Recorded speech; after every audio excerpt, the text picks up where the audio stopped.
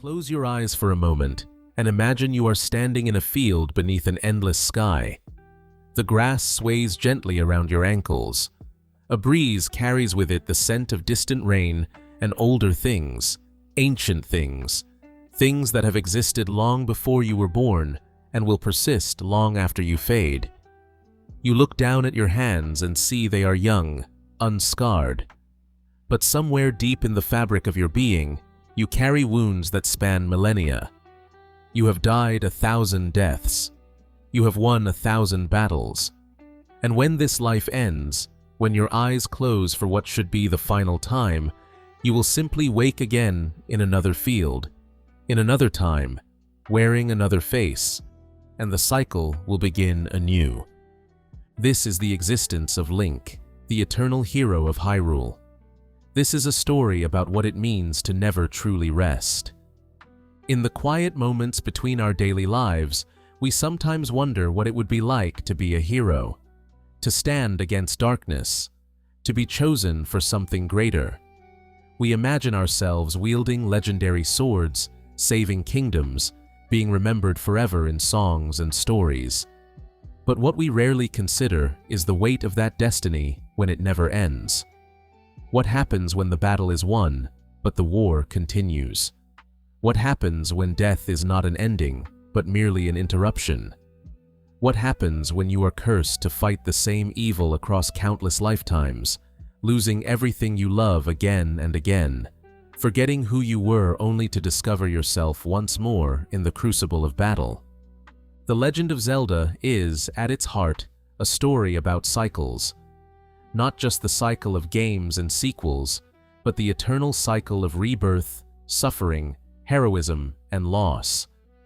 It is a cycle that began thousands of years ago, when a being of pure hatred named Demise spoke his final words and bound 3 souls together in an eternal dance of conflict: the goddess, the hero, and the demon. Zelda, Link, and Ganon. Forever and ever, through timelines that split and converge, through ages of prosperity and ruin, through the rise and fall of kingdoms, these 3 are destined to meet again and again. But while Zelda often retains some memory of her divine heritage, and Ganon carries the burning hatred of his progenitor like a torch through the darkness, Link awakens new each time. A blank slate. A young man or boy who must discover his courage as if for the first time. He does not remember the battles he has already fought. He does not recall the friends he has already buried. Each incarnation of Link begins his journey innocent, unaware that he is merely the latest chapter in an endless book of sorrow and heroism.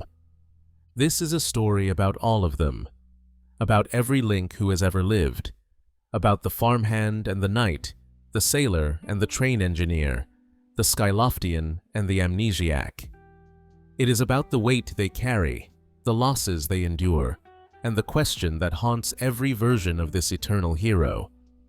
When the battle is over, when the princess is saved and the kingdom restored, what then? Can a hero ever truly rest when his very soul is bound to an eternal curse? Can courage exist without suffering? Can there be an end to a cycle that was designed to have none? Let us begin at the beginning, in a time before Hyrule existed, when the land was still young and the sky was the only home humanity knew.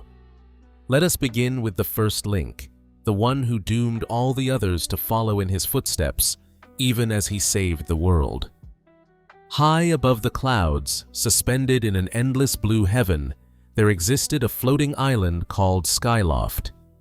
It was a place of peace, of simple joys, of young people learning to ride giant birds called loftwings, and dreaming of nothing more complicated than the next race or the next festival. The people of Skyloft had lived this way for generations, never questioning why they lived in the sky, never wondering what lay beneath the cloud barrier that stretched infinitely below them. They knew only that the surface world was forbidden, dangerous, filled with monsters and death. The goddess had saved them by lifting them to the heavens, and here they would remain, safe and ignorant. Among these Skyloftians lived a young man with blonde hair and kind eyes. His name was Link, and he was nothing special. He was training to become a knight, yes, but so were many of his peers. He had a Loftwing, crimson and rare, but even that distinction felt small in the grand scheme of his modest life. What made Link happy was not grand ambitions of heroism, but simple things. Flying through the open air with the wind in his hair, spending time with his childhood friend Zelda, the daughter of the headmaster at the Knight Academy. The way she smiled at him.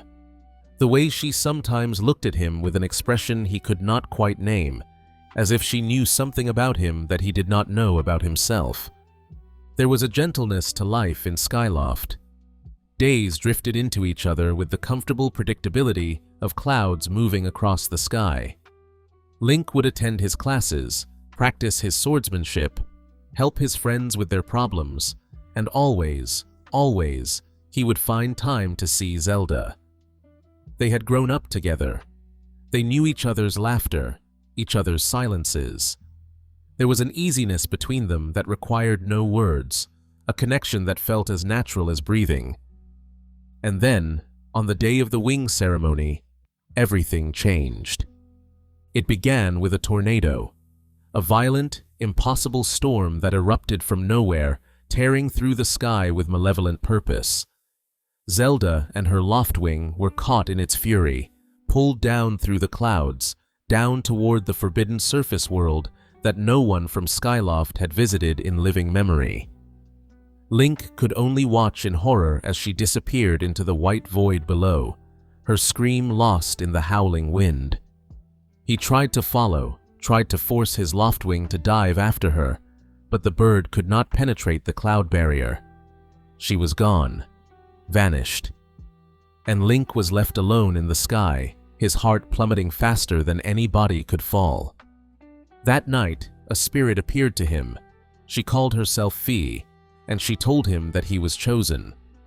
The goddess had selected him for a sacred purpose. Below the clouds lay not a dead world, but the surface, rich and wild, and filled with both beauty and danger. Zelda had been taken there, and it was Link's destiny to follow.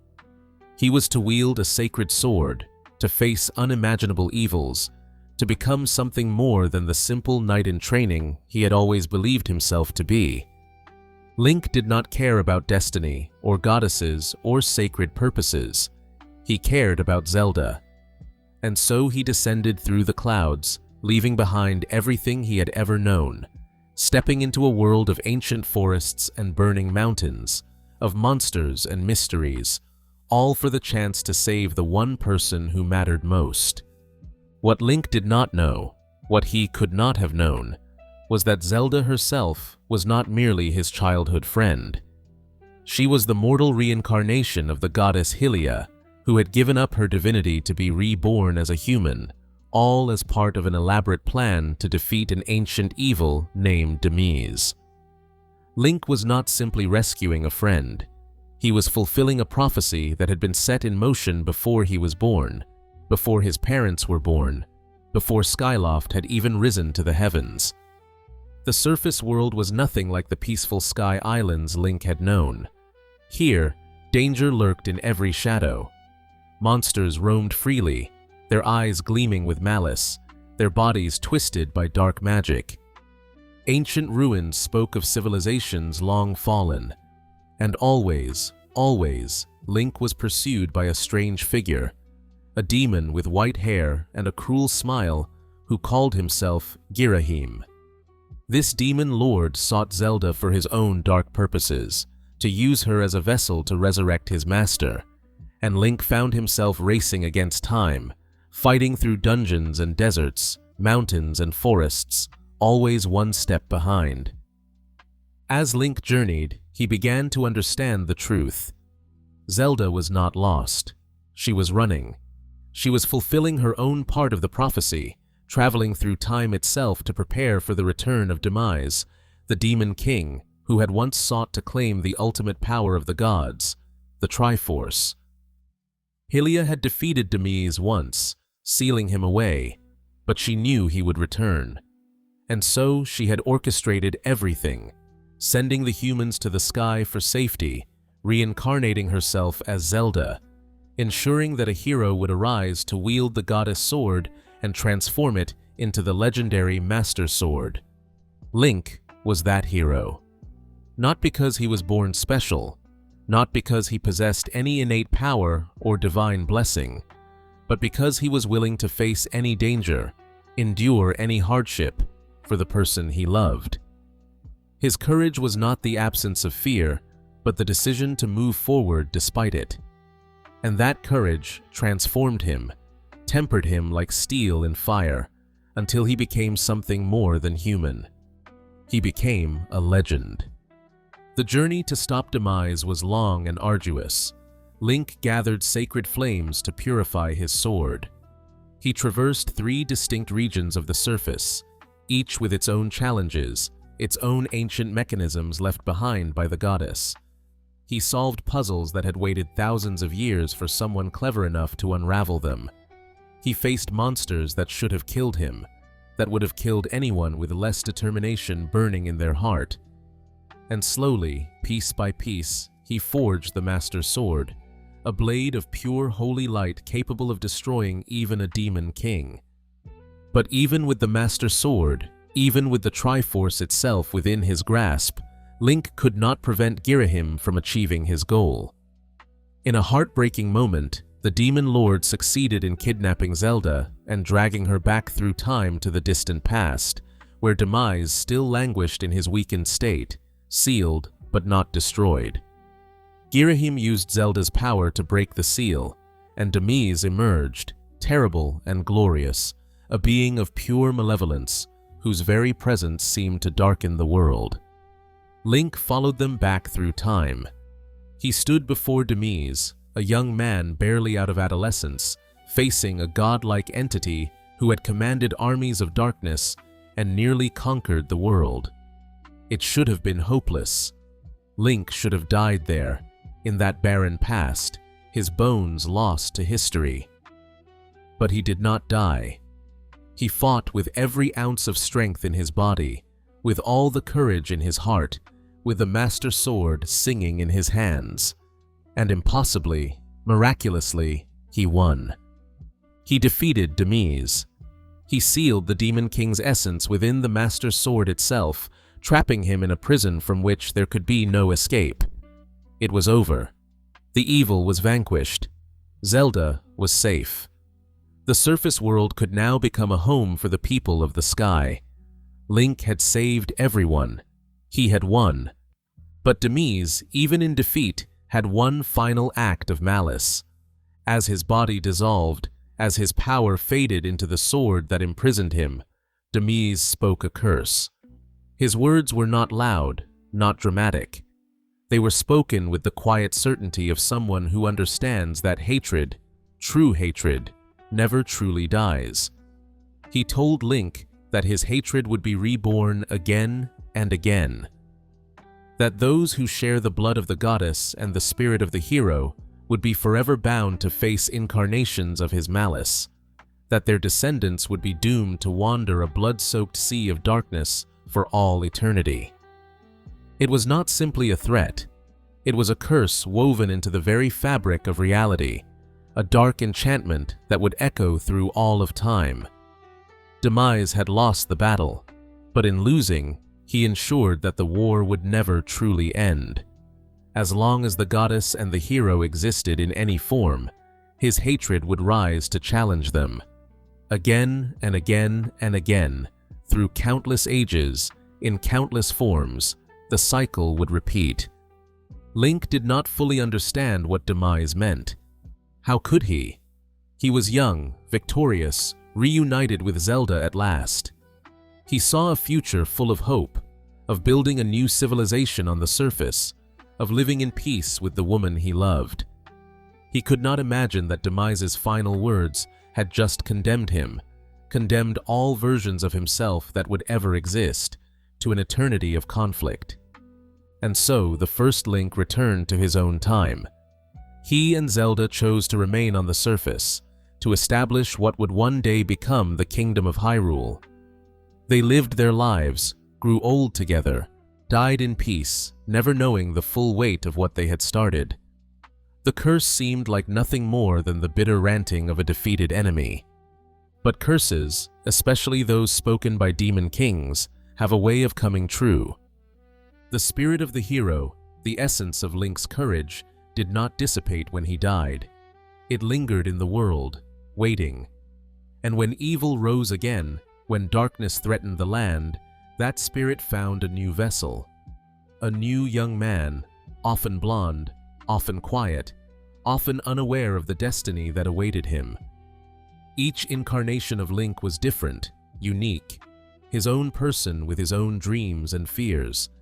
But each carried within him that same essential spark, that same willingness to stand against the darkness no matter the cost. And each time, Demise's hatred returned as well, wearing different faces. Sometimes it took the form of Ganon, the king of evil. Sometimes it appeared as other dark entities, other malevolent forces. But always, the pattern remained the same. The hero would rise, the princess would need saving, or would fight beside him. The evil would be defeated, and the cycle would begin again. This is the tragedy of Link. He is not one person but many, stretched across time like a thread that cannot be broken. Each incarnation lives his own life, fights his own battles, and believes himself to be unique. And in a way, he is. But he is also part of something larger, something he cannot escape. A curse disguised as destiny, heroism that is really a form of eternal imprisonment. The first Link of Skyloft could not have known what his victory would cost. He could not have imagined the suffering that would be endured by all those who would carry his name, his spirit, his curse. He saved the world, and in doing so, he doomed himself to save it again and again, forever. Many generations after the first Link walked the surface world, after Hyrule had grown from scattered settlements into a proper kingdom, a young boy lived in a forest where time seemed to move differently than elsewhere. Kokiri Forest was a place of eternal childhood, where children never aged, and where each child was accompanied by a fairy companion from birth. Each child, that is, except for one. The boy with blonde hair and green eyes, the boy named Link, had never received a fairy. He was different from the other Kokiri in ways both subtle and profound, and though no one spoke of it openly, everyone knew he did not truly belong. Link himself felt this difference like a constant ache. He did not fit in, no matter how hard he tried. The other children had their fairies, proof of their connection to the forest, proof that they belonged. Link had only questions that no one would answer, and nightmares that plagued him every night. Visions of a woman fleeing through rain and flames, of a baby being left at the doorstep of a tree, of destiny he could not understand. The great Deku tree, the guardian spirit of the forest, treated Link with special kindness, but even that kindness felt like it was laced with sorrow, as if the tree knew something about Link's future that the boy himself did not. And then, one day, a fairy finally came to him. Her name was Navi, and she brought with her a summons from the Deku tree. The ancient guardian was dying, cursed by an evil man from the desert who sought to claim the spiritual stone of the forest. Link was called to venture inside the Deku tree itself, to face the monsters within, to break the curse. It was a task that should have been impossible for a child, but Link succeeded. He always succeeded. That was part of the curse too, this terrible competence forced upon children who should have been allowed to simply be children. But even breaking the curse was not enough to save the Deku tree. The guardian died, though not before telling Link the truth he had always suspected, but never wanted confirmed. Link was not a Kokiri. He was Hylian, left in the forest as an infant by his dying mother during a terrible war. He had been raised in Kokiri Forest for his own protection, but now the time had come for him to leave his home and venture into the wider world. Dark times were coming to Hyrule. A man named Ganondorf, king of the Gerudo, was manipulating the royal family, seeking to claim the sacred Triforce. And only Link, the boy without a fairy who had never quite belonged, could stop him. So Link left the only home he had ever known. He traveled to Hyrule Castle, where he met Princess Zelda, a girl his own age who told him of prophetic dreams she had been having, dreams of dark clouds consuming the land, and of a boy from the forest arriving with a fairy to save the kingdom. Together, they formed a plan. Link would gather the 3 spiritual stones, open the door of time, and claim the Triforce before Ganondorf could reach it. It seemed simple. It seemed like it would work. It did not work. Link did everything right. He traveled across Hyrule, from the volcanic heights of Death Mountain, where the Gorons lived, to the aquatic realm of Zora's domain. He ventured inside a giant fish god, climbed to the summit of a volcano, faced monsters, and solved ancient puzzles. He gathered all 3 spiritual stones. He returned to the Temple of Time and opened the Door of Time with the Ocarina of Time that Zelda had entrusted to him as she fled Ganondorf's coup. He reached for the Master Sword, the legendary blade that only the hero could wield. And as his small hand closed around the hilt, everything went wrong. Link was too young. The Master Sword was not merely a weapon, but a seal, a gateway, and it required a hero of a certain age and strength to wield it properly. When the young Link pulled the blade from its pedestal, it sealed him away in the sacred realm for 7 years, waiting for his body to grow old enough to fulfill his destiny. 7 years passed in what felt like an instant. The child Link fell asleep, and the adult Link awakened, no longer 10 years old, but 17. His body grown, but his mind still carrying the thoughts and memories of the child he had been moments before. And the world he awakened to was a nightmare. In those 7 years, with Link removed from time, with no one left to oppose him, Ganondorf had claimed the Triforce of Power and conquered Hyrule. The once vibrant kingdom was now a realm of shadow and fear. Monsters roamed freely. Castletown was destroyed, its market replaced with ghostly re-dead. The races of Hyrule suffered under Ganondorf's rule, and it was Link's fault, or so it felt. He had done exactly what he was supposed to do, followed the path laid out for him, and in doing so, he had allowed the very catastrophe he was meant to prevent. As an adult, Link had to fix what he had inadvertently caused. He had to awaken 6 sages, individuals across Hyrule who possessed the power to seal Ganondorf away. He had to return to all the places he had visited as a child, now darker, more dangerous, filled with greater evils. He watched people he cared about transform into sages, forced to give up their mortal lives to serve a higher purpose. Saria, his childhood friend from the forest, became the Sage of Forest. Darunia, the Goron leader who had become like a brother to him, became the Sage of Fire. Ruto, the Zora princess, became the Sage of Water, and in doing so, gave up any chance at the life she might have wanted. Each awakening was a loss. Each sage gained was a friend taken from him. And through it all, Link remained silent, processing trauma and grief in a way that words could never capture. He fought Ganondorf's generals, defeated the monsters corrupting the temples, ventured into realms of shadow and spirit, confronting not just external evils, but darkness that tested the very foundations of his courage. And finally, he stood before Ganondorf himself in the ruins of Hyrule Castle. The battle was epic, terrible, the fate of the kingdom hanging in the balance. Link and Princess Zelda, now revealed to be the 7th Sage, fought together against the King of Evil. They sealed him away with the combined power of the sages and the Master Sword, trapping him in the sacred realm. Hyrule was saved. Link had won. But at what cost?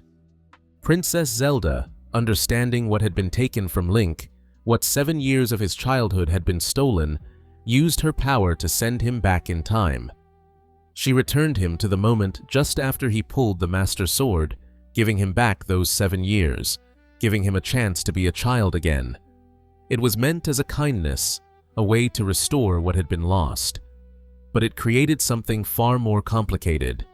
Time split. In one timeline, the adult timeline, Link simply vanished. He was sent back to the past, leaving behind a world where he had defeated Ganondorf but was no longer present.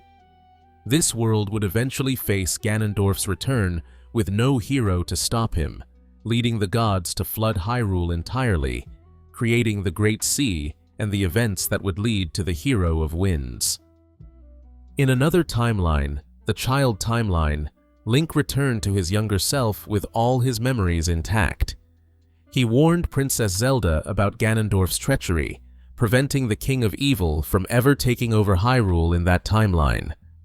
Ganondorf was arrested, tried, and sentenced to execution, but the execution failed, and he was instead banished to the Twilight Realm, setting in motion the events that would lead to Twilight Princess. And in a third timeline, the Downfall timeline, something went wrong during the final battle with Ganondorf. In this timeline, Link failed. He was defeated, killed by Ganondorf, and Hyrule fell into darkness, leading to centuries of struggle and the events of many future games. 3 timelines, 3 different outcomes, all because of one hero's journey, one attempt to do the right thing that spiraled into cosmic consequences. And in all 3 timelines, Link existed but in different forms, different incarnations, different lives. The Hero of Time himself, the original Link from Ocarina of Time, only continued to exist in the child timeline, and what he found there was not peace, but profound loneliness. Returning to his child body with adult memories was disorienting. He had saved the world, but no one remembered. In this timeline, Ganondorf had never taken over, so there was no epic battle, no recognition of Link as a hero. He was just a strange boy from the forest who spoke of things that never happened and wandered the land as if looking for something he had lost. And perhaps he was. He was looking for Navi, his fairy companion who had departed after his victory in the adult timeline, leaving him alone once again.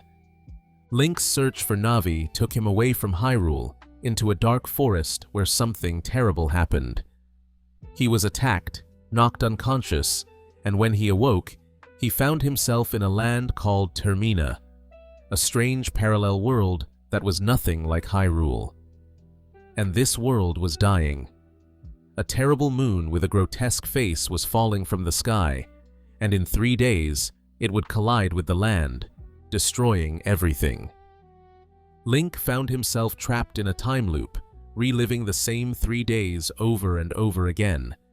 He had to gather masks with magical powers, transform into different forms, solve the problems of dozens of people, all while watching the moon draw closer and closer, knowing that failure meant not just his death, but the death of every person in Termina.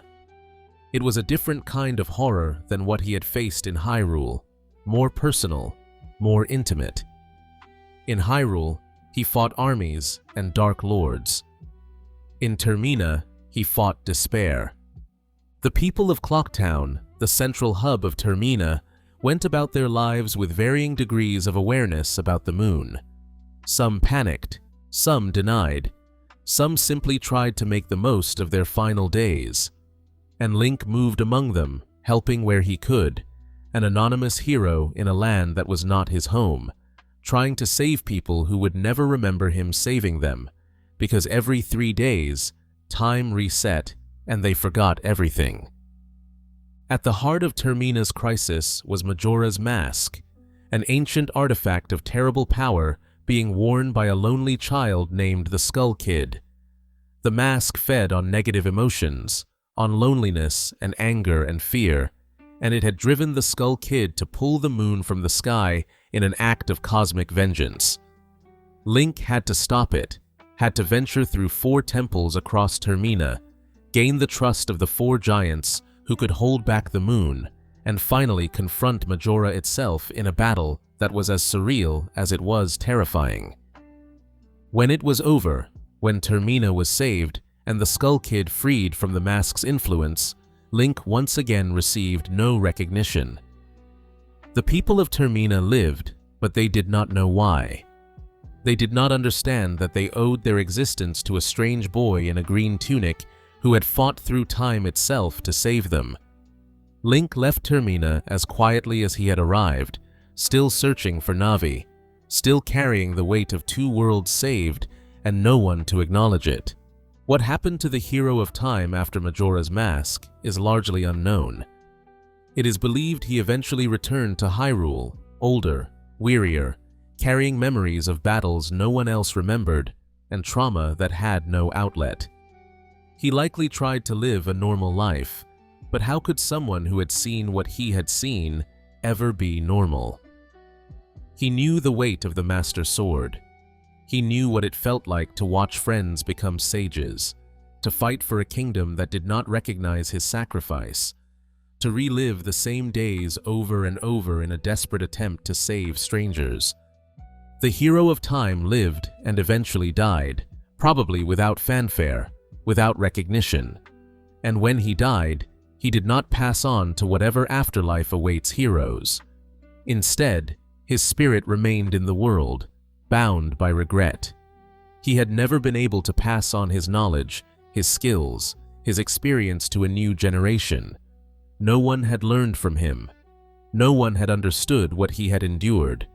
And so his spirit lingered, waiting, hoping that one day there would be another hero, a descendant, someone he could teach so that his knowledge would not die with him. That descendant came in the form of the hero of Twilight. Centuries after the hero of time's death, in the child timeline where Ganondorf had been banished to the Twilight realm, a young man lived peacefully in a small village called Orden. This Link was a farmhand, content with simple work, caring for goats and horses, spending time with the children of the village and dreaming of nothing more than perhaps one day courting Ilia, the girl he had known since childhood. He knew nothing of legends or prophecies.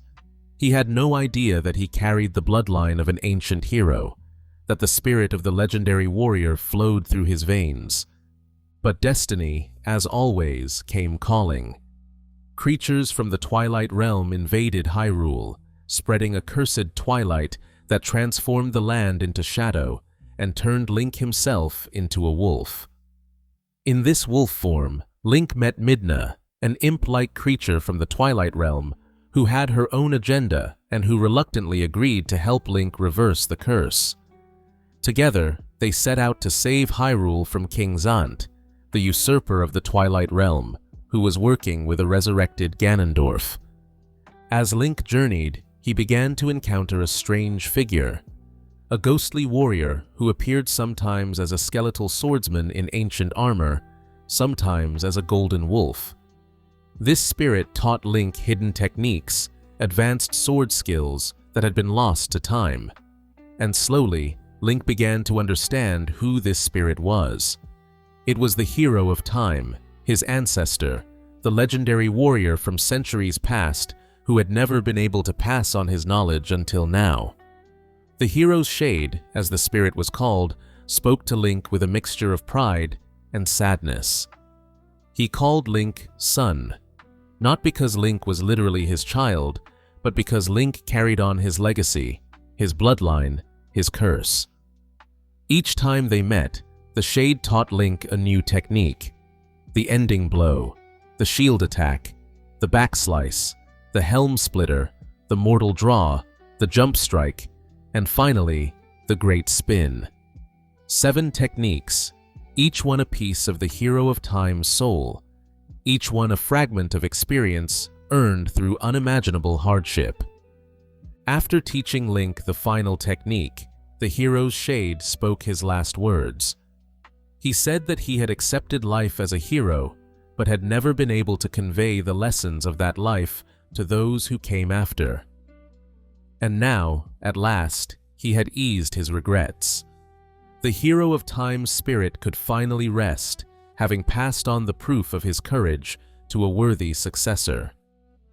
He faded, and Link was left alone, carrying not just his own burden, but the weight of his ancestors' unfulfilled life. The hero of time's story is perhaps the most tragic of all Link's incarnations. He saved 2 worlds, endured trauma that would break most people, lost years of his childhood to a sealed sleep, and when he finally died, he could not even rest. He remained in the world, bound by regret, waiting centuries for a chance to pass on what he had learned.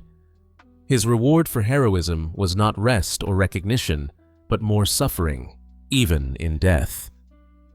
And yet, despite everything, he still tried to help.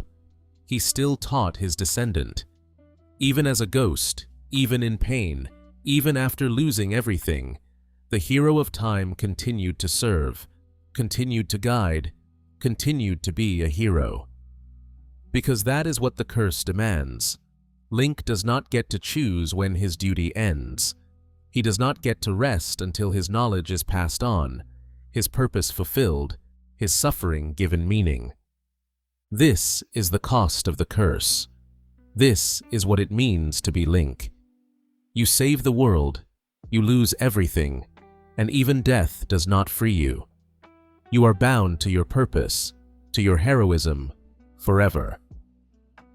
The young man who would become the hero of Twilight lived the kind of life that poets write about when they want to describe peace. Orden Village was a small settlement on the southern frontier of Hyrule, far from the politics of the capital, far from danger and intrigue. Here, life moved at the pace of the seasons. Fields were tended, goats were herded, children played in the woods, and everyone knew everyone else. It was the kind of place where nothing bad was supposed to happen. Link fit into this world perfectly. He was a farmhand, skilled with horses and cattle, strong from daily work, but gentle in his manner. The children of the village adored him, following him around, asking him to teach them sword techniques with wooden practice swords. He was friends with everyone, helpful and kind, the sort of person you could rely on in a crisis. And he was in love, quietly and deeply, with Ilia, the mayor's daughter, though he had never quite found the courage to tell her how he felt. It was a good life. It should have been enough. But the curse of the hero does not care about contentment. It does not care if you are happy in your simple life, if you want nothing more than to tend your fields and love your friends and grow old in the place you were born. When darkness rises, when evil threatens the land, the hero is called whether he wants to be or not. And darkness was rising. The invasion came suddenly, without warning. Shadow beasts from the Twilight realm poured into Orden Village, kidnapping the children Link had promised to protect. Link tried to fight them, tried to defend the village, but he was overwhelmed. He was captured, dragged through a portal into the Twilight realm, and there he was transformed. The Twilight's curse turned him into a wolf, stripping away his human form, leaving him trapped in an animal's body with a human's mind and heart. In this wolf form, Link was imprisoned in the dungeons beneath Hyrule Castle. He would have died there, alone and confused, if not for Midna. She was a creature of shadow, an imp-like being with strange powers and a sharper tongue. She freed Link from his chains, but not out of kindness. She needed him for her own purposes, and she made that clear from the beginning.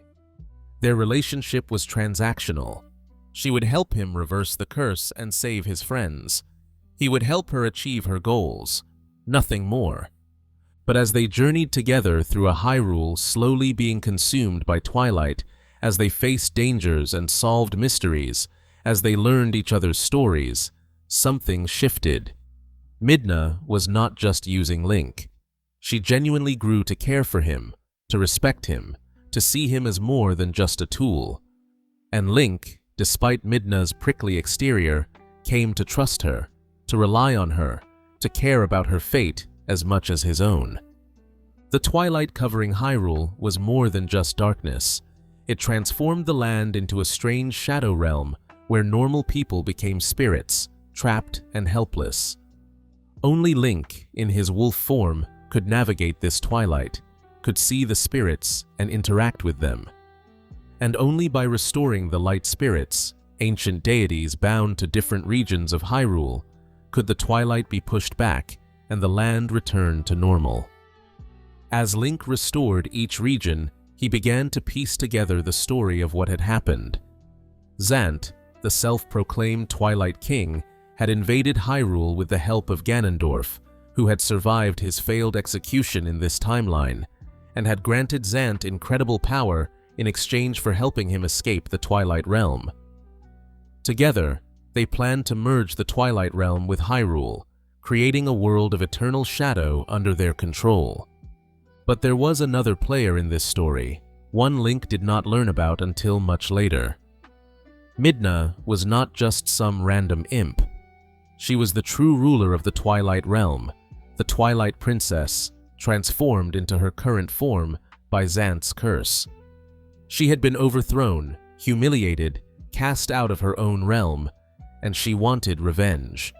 But more than revenge, she wanted to save her people, to restore the Twilight Realm to what it should be, a peaceful place of shadow, separate from the light world, where the Twili could live their lives in harmony.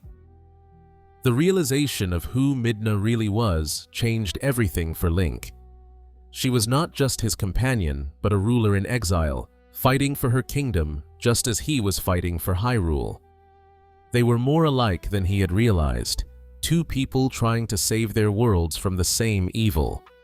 And somewhere along the way, in the crucible of shared danger and mutual trust, they had become something more than allies.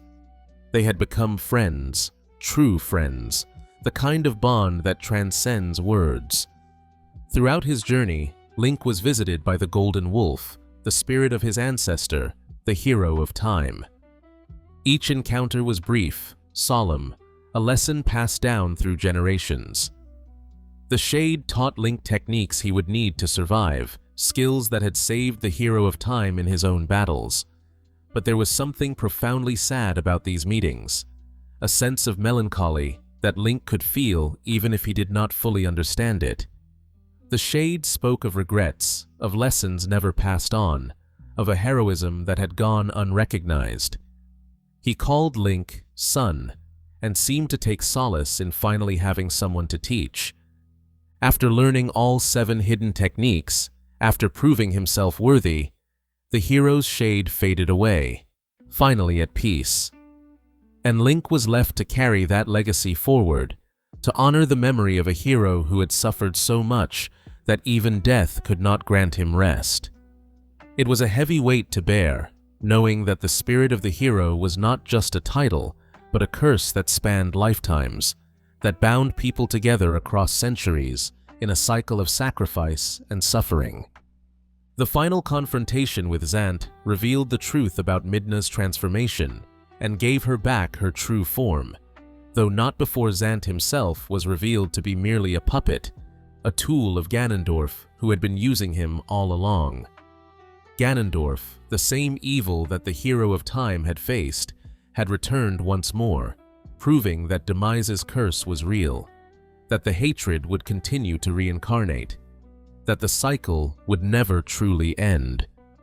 The battle against Ganondorf was epic, spanning multiple forms, multiple stages, multiple lifetimes of accumulated hatred. Link fought on horseback, fought with swords, fought as a wolf. Princess Zelda, who had been imprisoned and used as a vessel for Ganondorf's power, aided Link with her own magic. And Midna, fully restored to her true form, used the fused shadows to battle the king of evil. When it was finally over, when Ganondorf was defeated and his body impaled on the Master Sword, the curse began to lift. The Mirror of Twilight, the only gateway between the Twilight Realm and Hyrule, still existed, but Midna knew what had to be done. As long as the mirror remained, there would always be a path for evil to cross between worlds.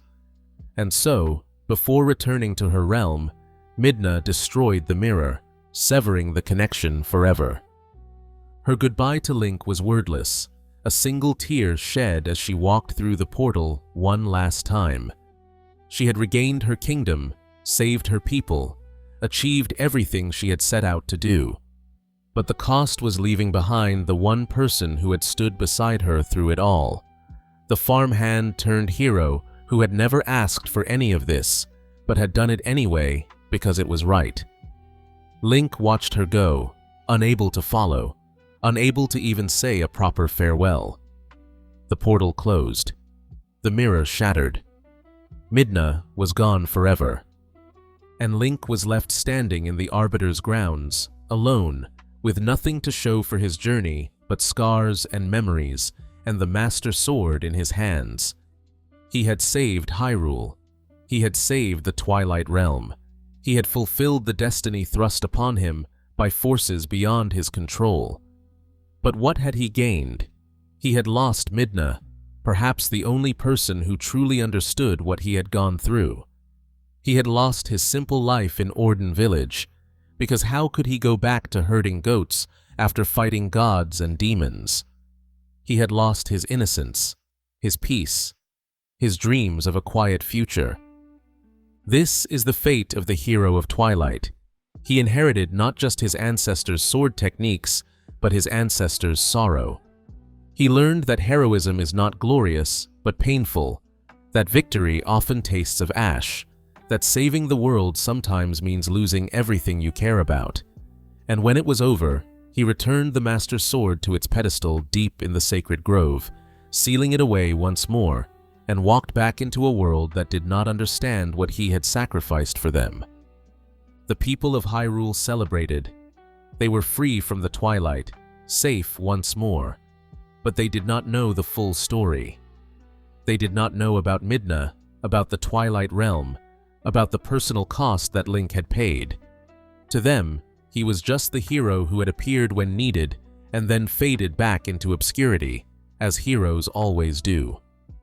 And Link carried that weight alone, as heroes always do, as the curse demands they always will. In a world where Hyrule had been flooded by the gods, where the kingdom existed only as a legend told to children, where people lived on scattered islands across an endless ocean, there lived a boy who had no connection to the old prophecies. His name was Link, and he lived on Outset Island, a tiny speck of land in the middle of the Great Sea. His family consisted of his grandmother, who loved him dearly, and his younger sister, Hyrule, who adored her big brother and looked up to him with the kind of pure admiration only a child can have. Link's 10th birthday was celebrated in the tradition of Outset Island. On this day, boys were dressed in the green garb of the ancient hero, the legendary warrior who had saved the world long ago but had disappeared when he was needed most, leaving the gods no choice but to flood the land to seal away the returning evil. It was a symbolic gesture, meant to instill courage in young boys, to connect them to a heroic past. But it was only a costume, only a tradition. No one actually expected any of these boys to become heroes. Link put on the green tunic and felt nothing special. He was just a kid from a small island, excited to be celebrating his birthday, thrilled when Hyrule gave him her telescope as a gift. He used it to look out over the ocean, and that is when he saw something that would change his life forever. A giant bird, massive and terrible, was carrying a girl in its talons, flying over the island. Pirates were chasing it, shooting at it, trying to rescue the girl. The bird dropped the girl into the forest on the island's peak, and Link, without thinking, without hesitation, ran to help. He grabbed a sword from a kind villager and made his way through the dangerous forest to rescue the stranger. The girl's name was Tetra, and she was the captain of a pirate crew. She was tough, sarcastic, dismissive of Link's help, even though he had just saved her life. But before they could talk much, before Link could even process what had happened, the bird returned. And this time, it grabbed Hyrule. Link watched in horror as the Helmarok King, as the bird was called, carried his little sister away toward the forsaken fortress in the distance. He stood frozen on the beach, his heart shattered, knowing that Hyrule had been taken because the bird had mistaken her for Tetra. She had been wearing Hyrule's telescope. The bird had seen the telescope, or perhaps the pointed ears visible beneath her hair, and grabbed the wrong girl. And now Hyrule was gone, kidnapped to a fortress filled with monsters, and it was Link's fault for not protecting her better. Tetra's pirates, seeing Link's desperation, agreed to help him reach the Forsaken Fortress. They sailed across the Great Sea, and Link infiltrated the fortress, trying to rescue Hyrule and the other girls who had been kidnapped.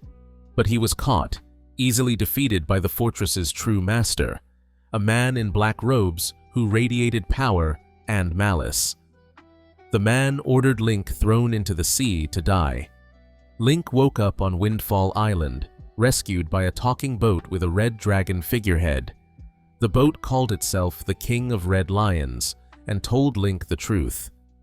The man who had defeated him was Ganondorf, the ancient king of evil from the old legends. He was searching for Princess Zelda, the descendant of the royal family, and he believed Zelda had the power of the Triforce of Wisdom. The girls he was kidnapping all had pointed ears and resembled the ancient descriptions of the princess. But Ganondorf did not know that Zelda was actually Tetra, the pirate captain, who carried the Triforce hidden in her necklace, passed down through her family line without anyone realizing what it was. The King of Red Lions told Link that to defeat Ganondorf and save his sister, Link would need to gather the 3 pearls of the goddesses, open the way to the Tower of the Gods, and prove himself worthy of wielding the Master Sword.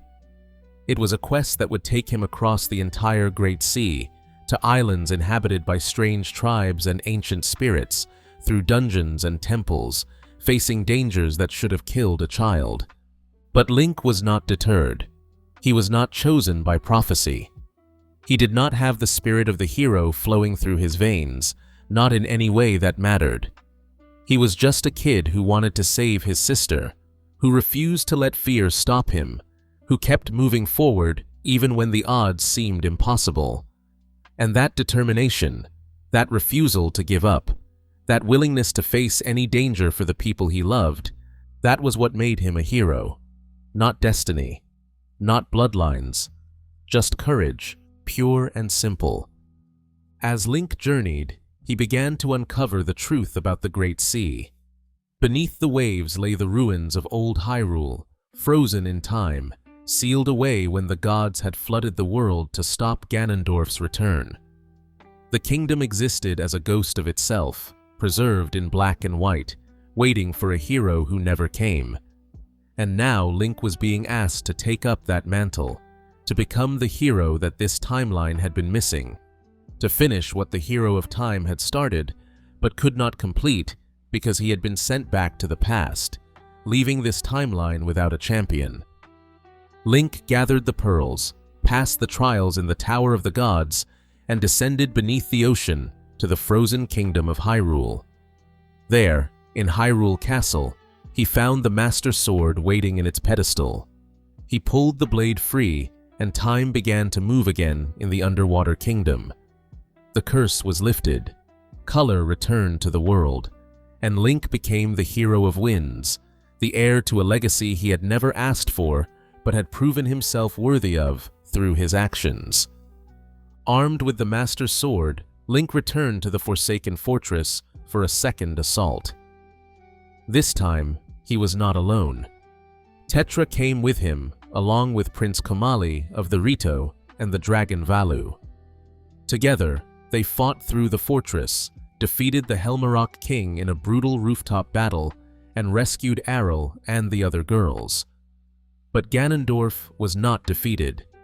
He revealed that the Master Sword had lost its power to repel evil, weakened by the centuries without a hero to wield it, and he revealed that Tetra was Princess Zelda, grabbing her and recognizing the Triforce of Wisdom she carried. Komali and Valu saved Link and Tetra, destroying the fortress and giving them time to escape. They fled to the underwater Hyrule castle, where the King of Red Lions revealed his true identity. He was King Daphnes no Hansen Hyrule, the last king of Hyrule, whose spirit had inhabited the boat to guide Link. He transformed Tetra into Princess Zelda, awakening her true identity, and tasked Link with restoring the Master Sword's power by finding the sages of Earth and Wind. The journey took Link to temples beneath the sea, to dark places where the ancient sages had been killed by Ganondorf's followers. He found their descendants, taught them their true purposes, and together they restored the Master Sword's power. But that was not enough. Ganondorf still had the Triforce of power.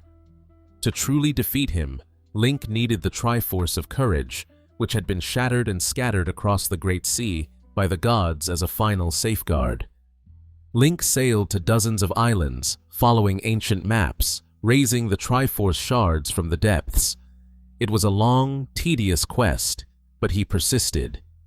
He gathered all the pieces, reformed the Triforce of Courage, and let it settle into his heart, marking him as the true hero. And then he returned to Hyrule Castle for the final confrontation. The battle against Ganondorf was different from previous battles the hero had faced across timelines. This Ganondorf was older, more reflective, almost philosophical in his cruelty. He spoke of his homeland, the desert wasteland where the harsh winds brought only death, and how he had coveted Hyrule's gentle breezes that brought life. He spoke of his hatred, but also of his sorrow, of what he had lost in his pursuit of power. It made him no less evil, but it made him more human, more tragic. Link fought him atop Ganon's tower, with Princess Zelda by his side firing light arrows. And in the final moment, as Link drove the Master Sword into Ganondorf's head, the King of Evil turned to stone, frozen in mid-laugh, his hatred finally ended. The curse was broken, at least for this timeline. Ganondorf would not return in this world. But the victory was bittersweet. King Daphnes used his wish on the Triforce not to restore Hyrule, but to wash it away forever, to give Link and Zelda a future unbound by the past. The underwater kingdom began to dissolve, and the king remained behind, choosing to die with his kingdom rather than cling to a world that no longer existed. His final words were a blessing, a wish for Link and Zelda to have hope, to build a new future. Link and Zelda returned to her Tetra form, escaped the flooding castle, and returned to the surface. The Great Sea remained, but now it was truly theirs, a world of possibility unconstrained by ancient prophecies. Tetra and her crew, with Link among them, set sail to find new lands, to establish a new kingdom, to create something that was not bound by the mistakes and curses of the past. The Hero of Winds is unique among Link's incarnations. He was not marked by destiny from birth, living in a world where the Hero of Time had vanished, leaving the timeline without its prophesied champion. He began as just a boy who refused to give up, who kept moving forward to save his sister, even when it seemed impossible. But as he pulled the Master Sword and claimed the Triforce of Courage, he proved himself worthy of the hero's spirit, showing that while the curse may bind souls across time, heroism itself must still be earned through choice and action. His journey demonstrates that courage is not simply inherited, but must be demonstrated, that the spirit of the hero recognizes those who embody its values through their deeds. His story is one of the few that ends with genuine hope, with the promise of a future that is not predetermined, not bound by ancient curses. He sailed off into the sunset with friends by his side, free to be whoever he wanted to be, to live a life of his own choosing. He earned his rest, his peace, his happy ending. He was not trapped in a cycle. He broke free. But even he could not escape entirely. His descendant, the Link of Spirit Tracks, would one day face his own evil, his own quest, his own burden. Because the curse, even broken in one timeline, still exists in others. The hero can never truly rest. There is always another evil, another darkness, another need for courage. The hero of winds deserves his peace. He deserves his happy ending. But the curse does not care about what anyone deserves. It only cares about what it demands, and it will always demand more. There exists a timeline, a branch of possibility, where the hero of time failed. Where Link, the courageous young man who had traveled through time and awakened the sages, who had gathered all the power and wisdom necessary to defeat Ganondorf, fell in battle. Where the King of Evil claimed the complete Triforce and plunged Hyrule into an age of darkness. This is the downfall timeline, and it is perhaps the most sorrowful of all branches, for it is built on the failure of a hero, on a future that should never have been, but somehow exists nonetheless.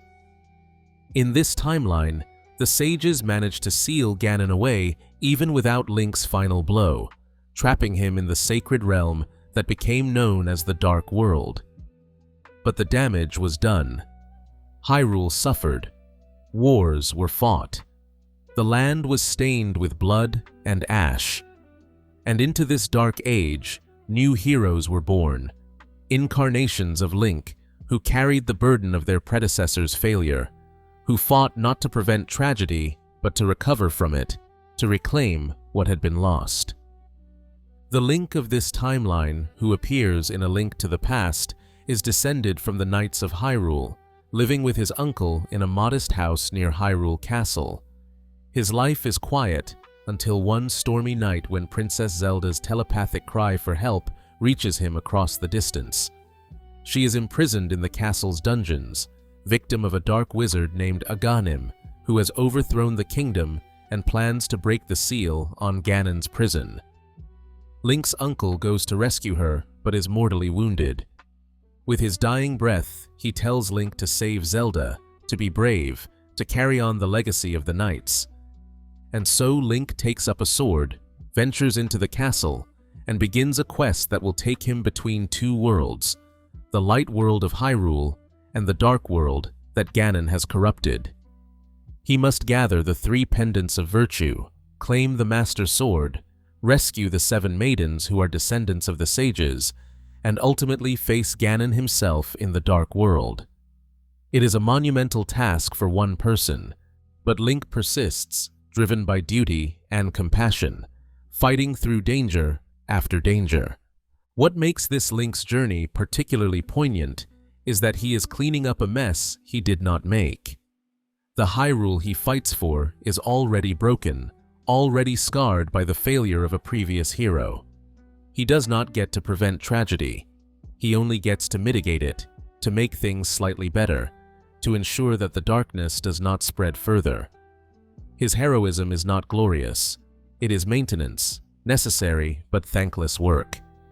After defeating Ganon and restoring peace to Hyrule, this Link does not rest. He sets sail for distant lands, seeking adventure, or perhaps seeking to escape the weight of what he has accomplished. His journey takes him to Holodrum and Labrynna, lands beyond Hyrule's borders, where he faces the plots of twin witches seeking to resurrect Ganon and encounters oracles who guard the balance of seasons and ages. These adventures, chronicled in Oracle of Seasons and Oracle of Ages, force Link to manipulate time and nature itself, traveling between past and present, between spring and winter, solving puzzles that span decades and confronting evils that threaten not just one land, but the very flow of reality. Between or after these journeys, Link finds himself shipwrecked on an island called Koholint. This island is strange, dreamlike, filled with familiar faces but wrong somehow, off in ways Link cannot quite name. He meets Marin, a kind girl who finds him unconscious on the beach and nurses him back to health. She dreams of leaving the island, of flying like the gulls, of seeing the world beyond the sea. And Link, slowly and reluctantly, begins to care for her. begins to wonder if perhaps he could stay here, on this peaceful island, away from the endless battles and destinies that define his life. But Koholint Island is not real. It is a dream, the sleeping vision of a creature called the Windfish. And for Link to wake up, for him to return to his own world, the island must cease to exist. Everything on it, every person, every animal, every tree, will vanish when the Windfish awakens, including Marin. Link knows this. He learns it as he progresses through dungeons and gathers the instruments needed to play the song that will wake the Windfish. And yet he continues, because he must, because to stay would be to live a lie, because the real world needs him more than this dream world should exist. In the final moments, after Link plays the Ballad of the Windfish and watches Koholint Island dissolve around him, after he wakes up clinging to driftwood in the middle of the ocean, he may catch a glimpse of something in the sky. Some accounts suggest he sees a figure that resembles Marin, transformed into a gull as she always dreamed, flying free above the waves. Whether this vision is real, a blessing granted by the Windfish, or simply Link's desperate hope given form, remains uncertain.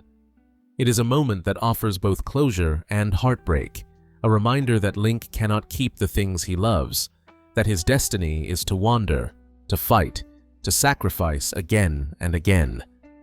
This single Link, the hero of the Fallen Timeline's early games, experiences more varied adventures than perhaps any other incarnation.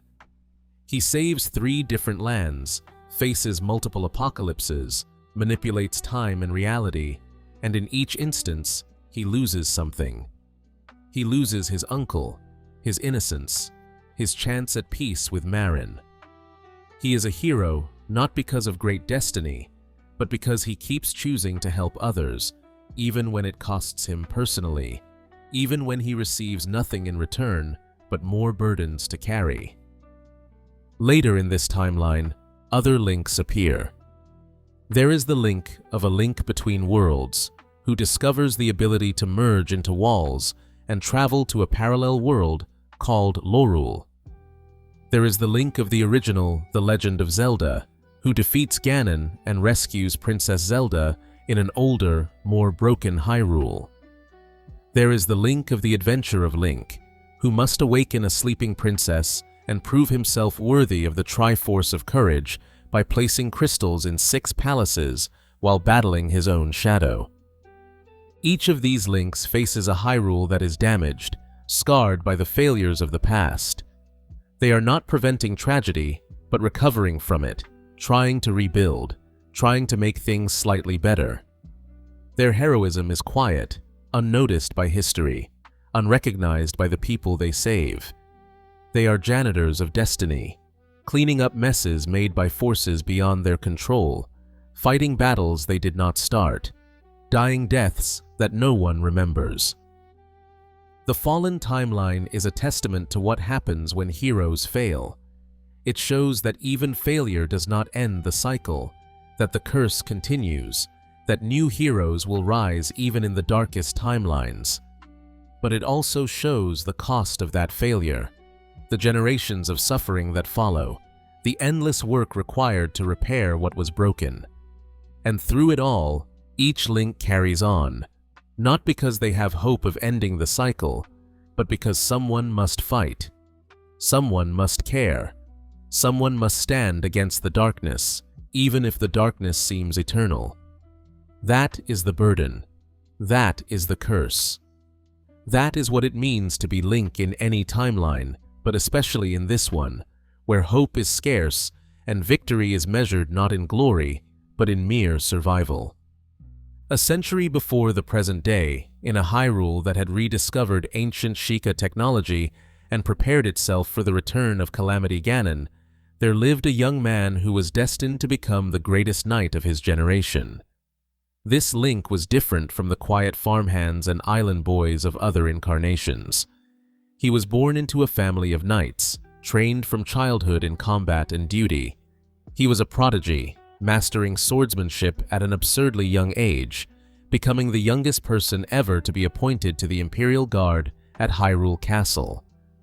But despite his skill, despite his accomplishments, Link carried the weight of enormous expectations. He bore the pressure of being Hyrule's chosen champion, the one who had pulled the Master Sword from its pedestal and been selected by the goddess to fight Calamity Ganon.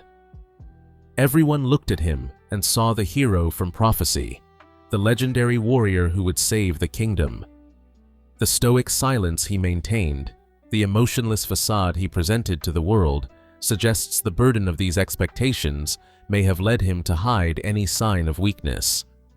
Based on the memories that surface later, we can infer that Link felt crushed by everyone's hopes, terrified of failing, of showing even a moment of doubt that might shatter the confidence others had placed in him. His perfect knight demeanor appears to have been a shield, protecting both himself and others from the fear that lay beneath. He was assigned to be Princess Zelda's personal guard, accompanying her on expeditions across Hyrule as she desperately tried to awaken her sealing power. Zelda was under enormous pressure as well, perhaps even more than Link. She was expected to inherit the divine power of her ancestors, to be able to seal away Calamity Ganon when it returned. But no matter how much she prayed, no matter how many sacred springs she visited, her power would not awaken. She felt like a failure, like she was letting everyone down, like she was wasting time on religious ceremonies when she could be helping in more practical ways, like studying the ancient Sheikah technology that the kingdom had excavated. At first, Zelda resented Link. She saw his success where she had only failure. He had pulled the Master Sword, proven himself the hero, while she could not even awaken her own birthright. She was cold to him, dismissive, not wanting his silent presence as a constant reminder of her inadequacy. But slowly, over months of traveling together, something shifted. Zelda began to see Link not as a symbol, but as a person, someone who might be suffering under expectations just as she was, someone whose silence might hide loneliness and fear rather than confidence. As the memories scattered across Hyrule reveal, they became friends through their shared burden. Link began to show glimpses of personality beyond his dutiful facade. The memories show him expressing his love of food, his curiosity about the world, small moments of warmth that Zelda came to treasure. And Zelda found in him someone who understood, who did not judge her for her failures, who stood by her even when she doubted herself. Their relationship grew into something precious, a connection forged through shared duty and growing trust in the face of overwhelming responsibility and fear. Alongside Link and Zelda were the champions, the four greatest warriors of Hyrule's allied races, selected to pilot the divine beasts, ancient Sheikah machines designed to fight Calamity Ganon. There was Mipha, the gentle Zora princess who had known Link since childhood and loved him deeply, though she never quite found the courage to express her feelings.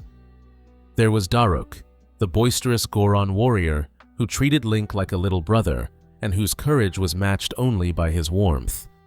There was Rivali, the prideful Rito archer who resented Link's status as the chosen hero and constantly tried to prove himself superior. And there was Urbosa, the fierce Gerudo chieftain who saw through Link's stoic facade and became something of a mentor to both him and Zelda, offering wisdom and reassurance when they most needed it. Together, these six were Hyrule's hope.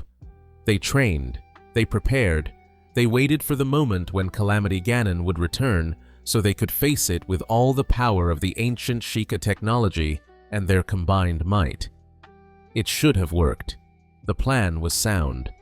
They had the divine beasts, the guardians, the Master Sword, the champions. They had everything they needed to win. But they had not accounted for Ganon's cunning. When Calamity Ganon finally emerged from beneath Hyrule Castle, it did not attack directly. Instead, it took control of the very technology they had hoped to use against it. The Guardians turned on their masters, their laser sights fixing on Hylian soldiers and civilians alike, cutting them down without mercy. The divine beasts were infiltrated by manifestations of Ganon's malice, elemental blights that killed the champions and took control of the machines, turning them into weapons aimed at the kingdom's major settlements. Hyrule fell in a single day. The great calamity destroyed everything. The capital was overrun, the king was killed, the kingdom was thrown into chaos. And Link and Zelda were on the run, fleeing across the land with guardians pursuing them relentlessly. Zelda's power still had not awakened. Link fought with everything he had, protecting her, holding off wave after wave of guardians, but even he could not fight forever. He was wounded, badly, mortally. A guardian's laser pierced his body, and he fell, dying, shielding Zelda with his last strength. And in that moment, as a guardian prepared to finish them both, Zelda's power finally awakened. Her sealing magic burst forth, destroying the guardian, holding back the others. But it was too late for Link. He was dying, his life bleeding out onto the grass. Zelda, with the help of the Sheikah scientist Pura and Impa, took Link to the Shrine of Resurrection, an ancient medical facility hidden on the Great Plateau. They placed him inside, initiated the Slumber of Restoration, an untested healing process that would take decades, perhaps centuries, to repair his wounds. Zelda then went to face Ganon alone. She walked into Hyrule Castle and used her power to contain the calamity, to seal it within the castle, preventing it from spreading further across the land.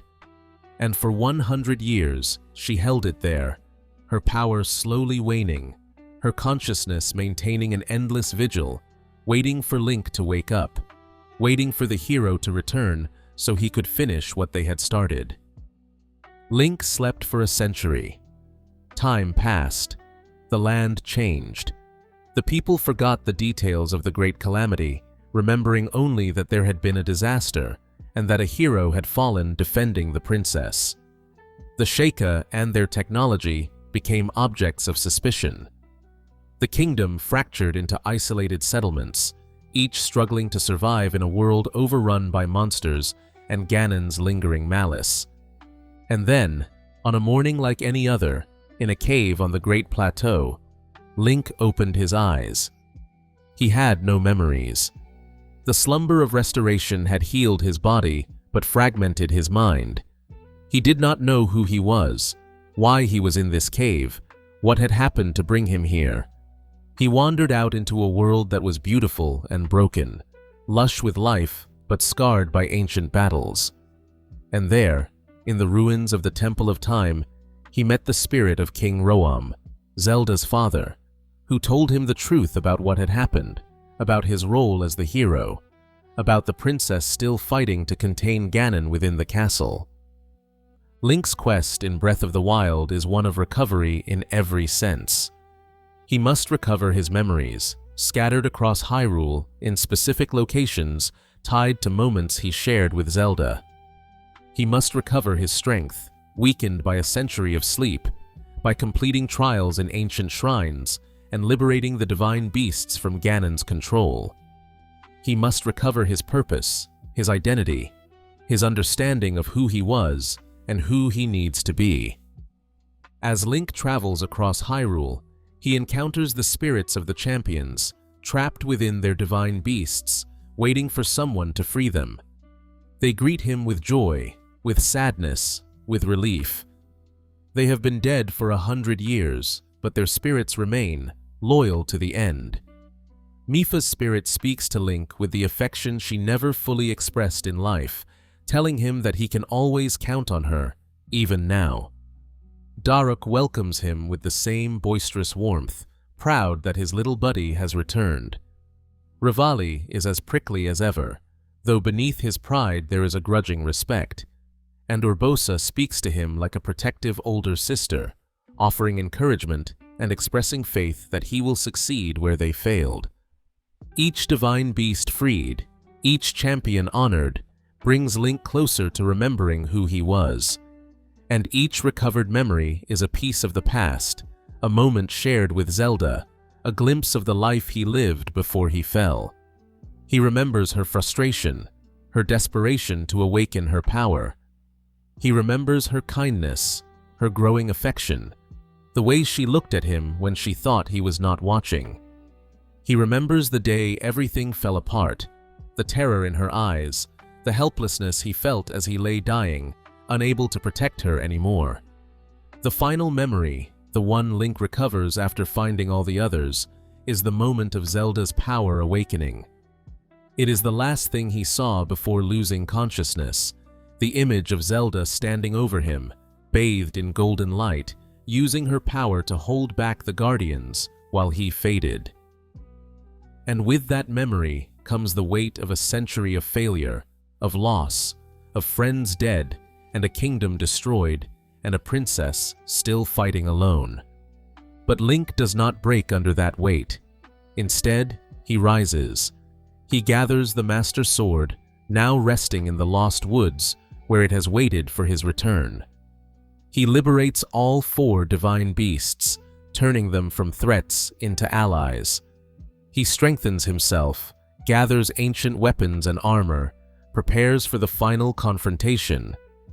And then he walks into Hyrule Castle, through corridors haunted by Ganon's malice, through the ruins of a once great kingdom, to face Calamity Ganon itself.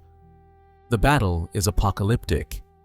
Calamity Ganon is a writhing mass of malice and machinery, a fusion of ancient hatred and corrupted technology.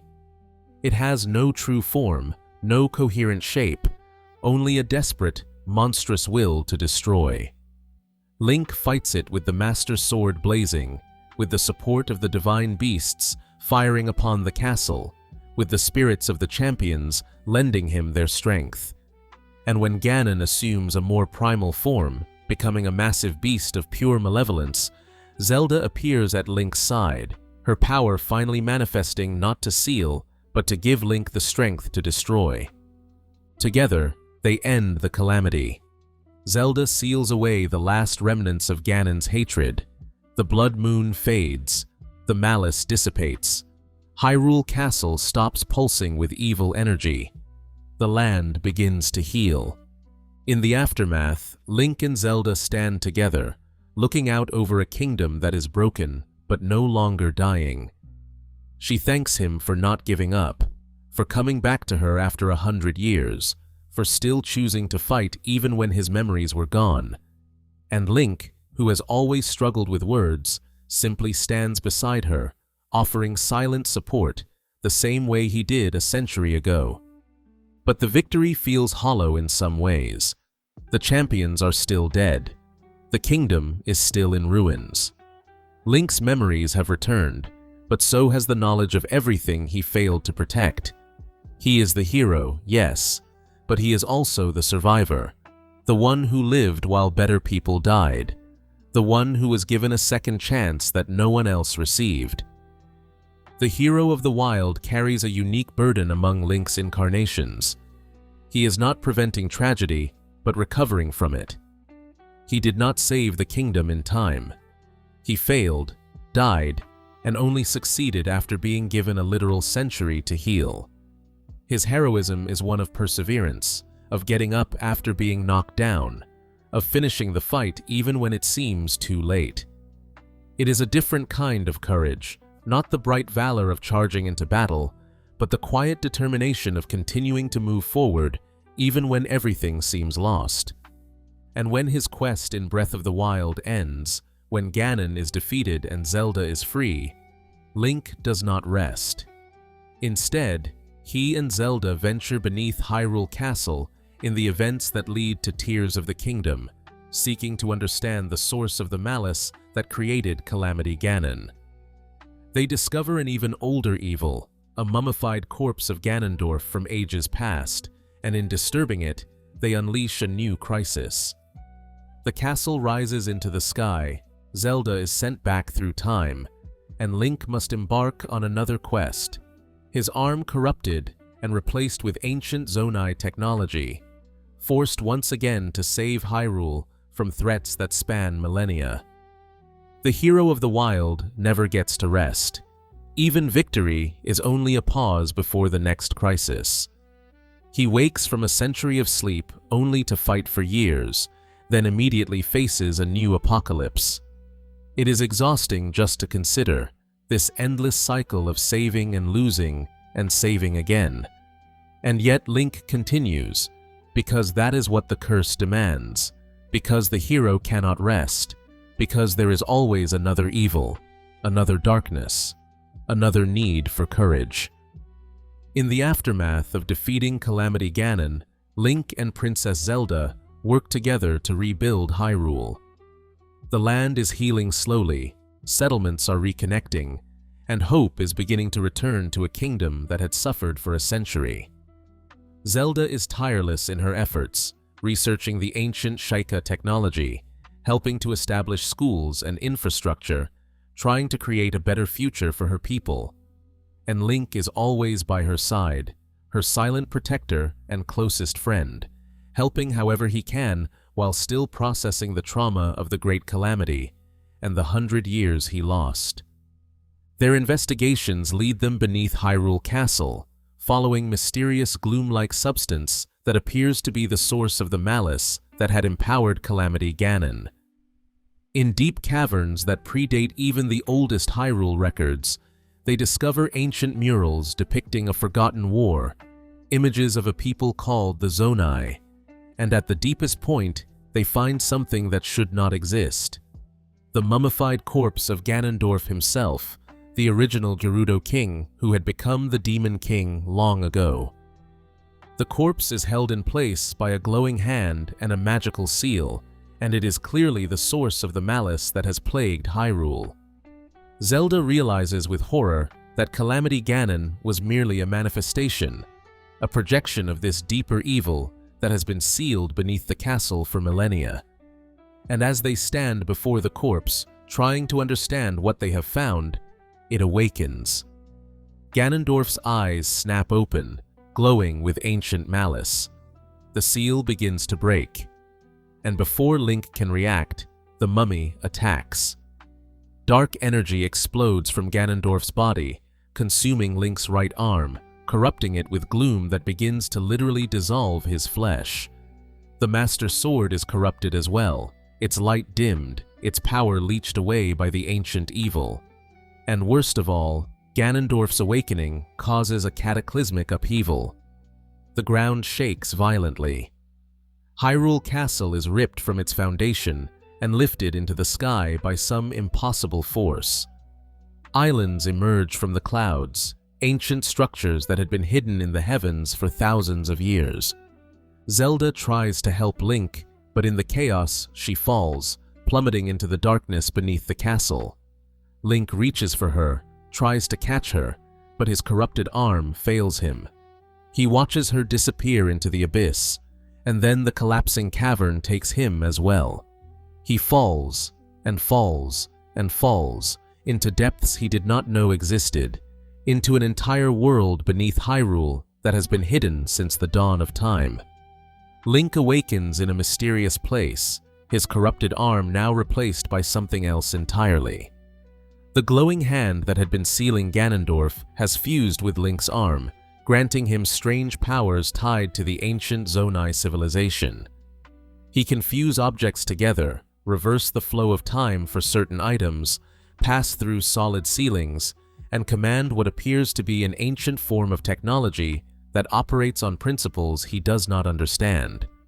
These abilities are all that save him as he navigates the depths, a vast underground realm of darkness and gloom, populated by monsters and corrupted creatures, lit only by light roots that correspond to shrines on the surface far above.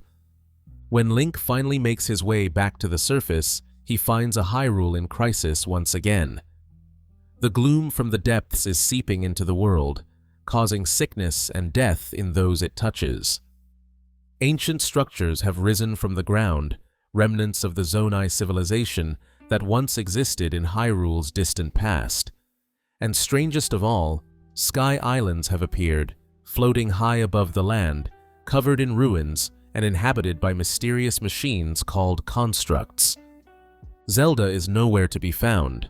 No one has seen her since the upheaval, as people are calling the cataclysm that lifted the castle and changed the land.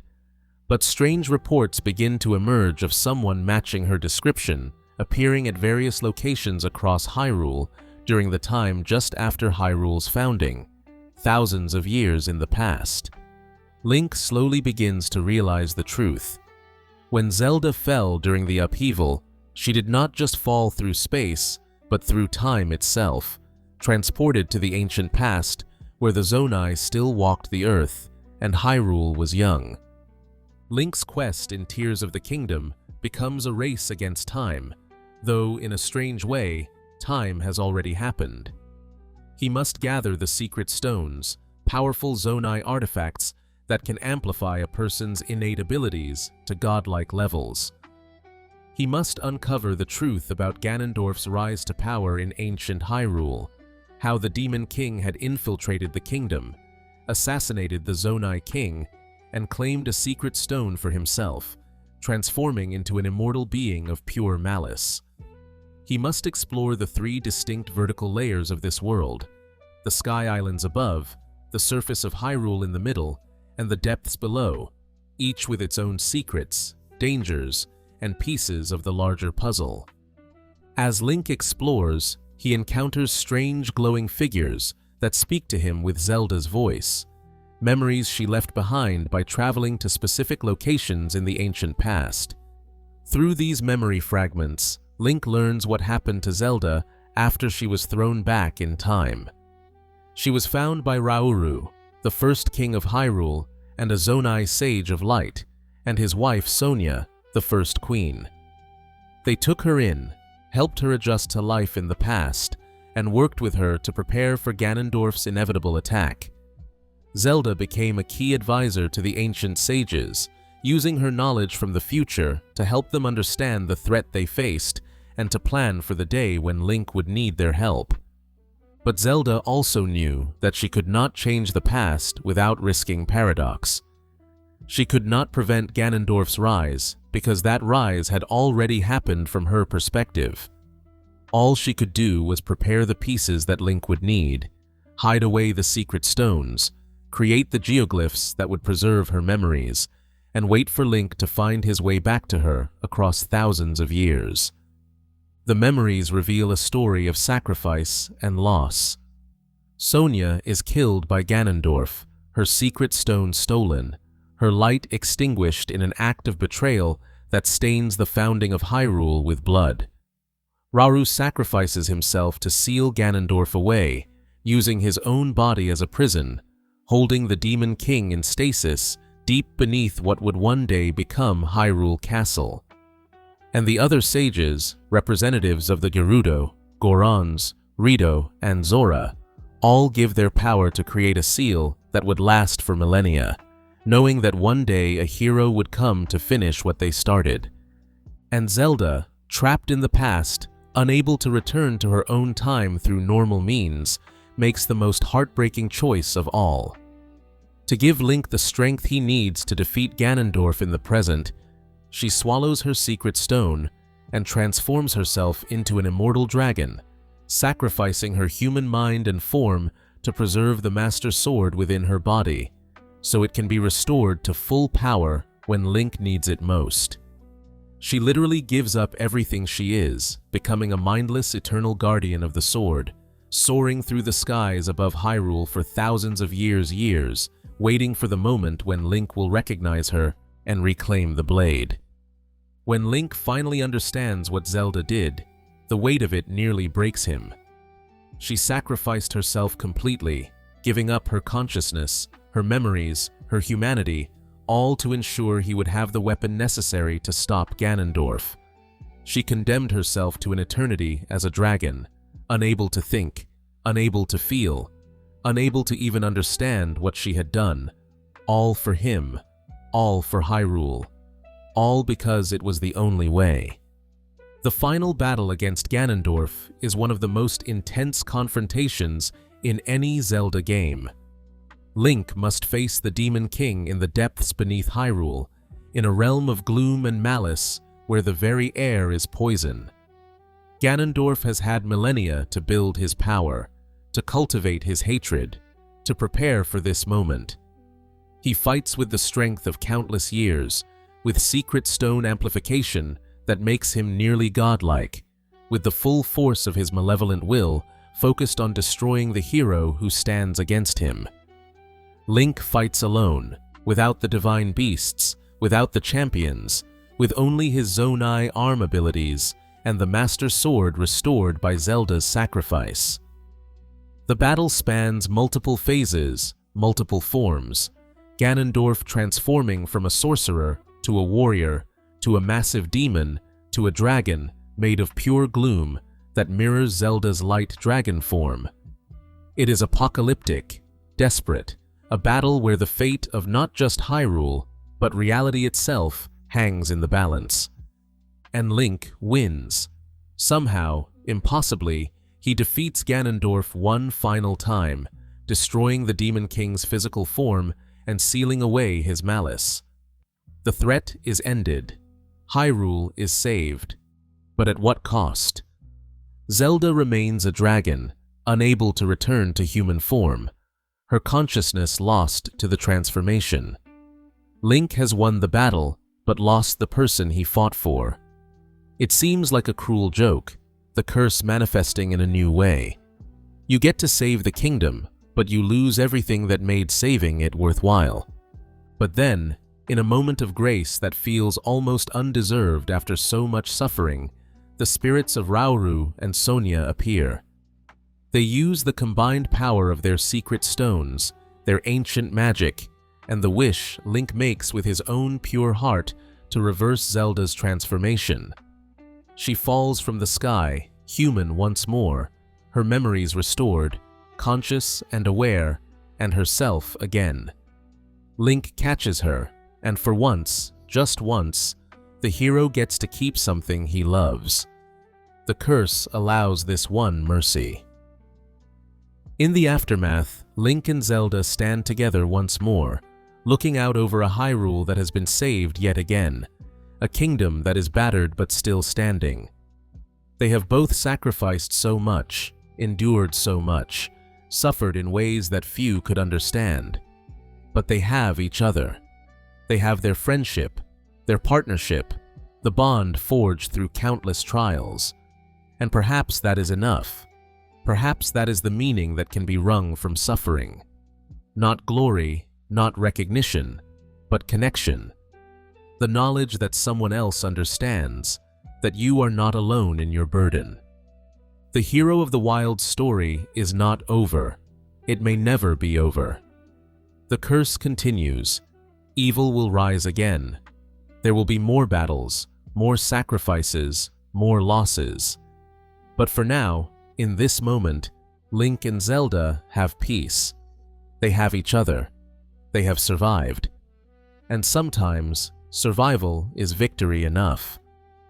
The timeline of the Legend of Zelda is vast and complex, branching and converging, filled with incarnations of Link who exist in spaces between the major games, who face evils both grand and small, who carry on the burden of the hero in ways that are often overlooked but no less important. Each Link, no matter how briefly his story is told, carries the weight of the curse, faces his own trials, makes his own sacrifices. There is the Link of Four Swords, a young hero who discovers a sacred blade that splits him into 4 copies of himself, each a different color but all sharing the same heart. These 4 Links must work together to stop the Wind Mage Vayati, who has kidnapped Princess Zelda and threatened to plunge Hyrule into darkness. The challenge is not just the physical battles, but the coordination required, the trust these 4 versions of one soul must have in each other, the way they must function as a team even though they are all the same person experiencing different perspectives. Later, in Four Swords Adventures, Link is split once more, this time facing not just Vayati, but also a resurrected Ganon who has returned despite previous defeats.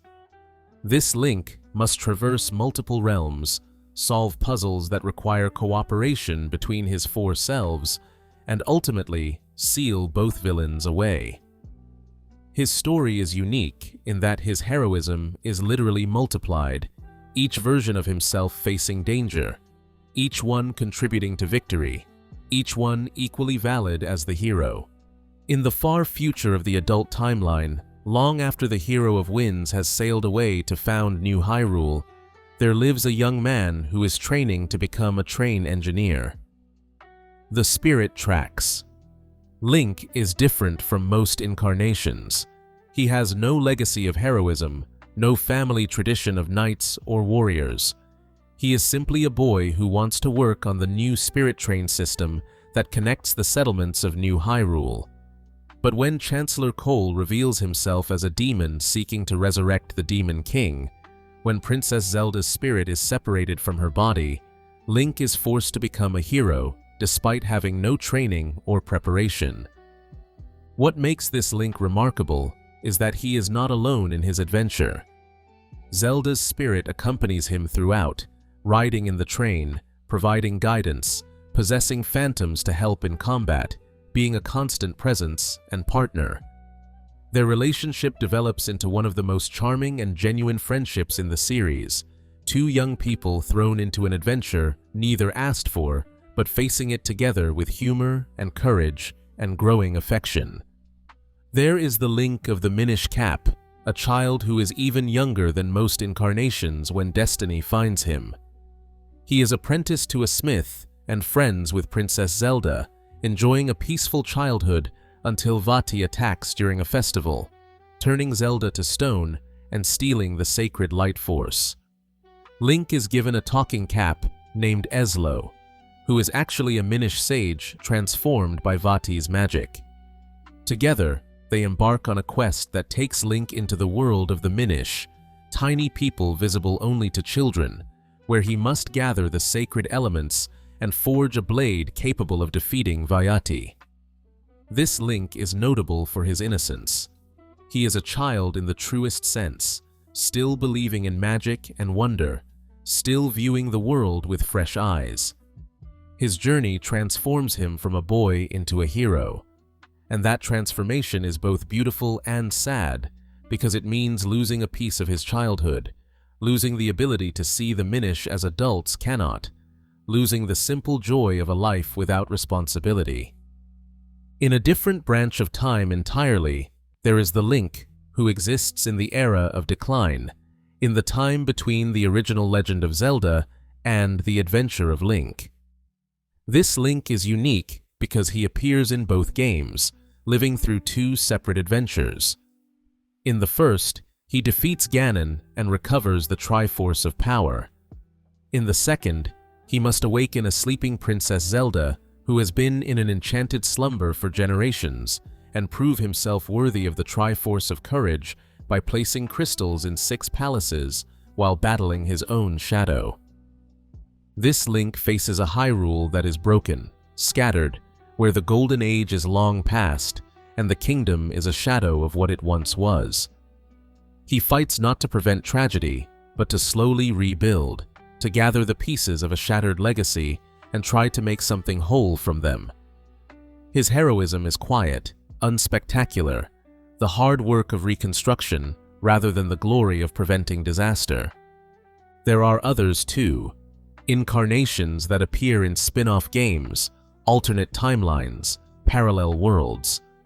Each one is different, unique, his own person with his own life. And yet each one carries that same essential spark, that same willingness to stand against darkness, that same core of courage that defines Link across all iterations.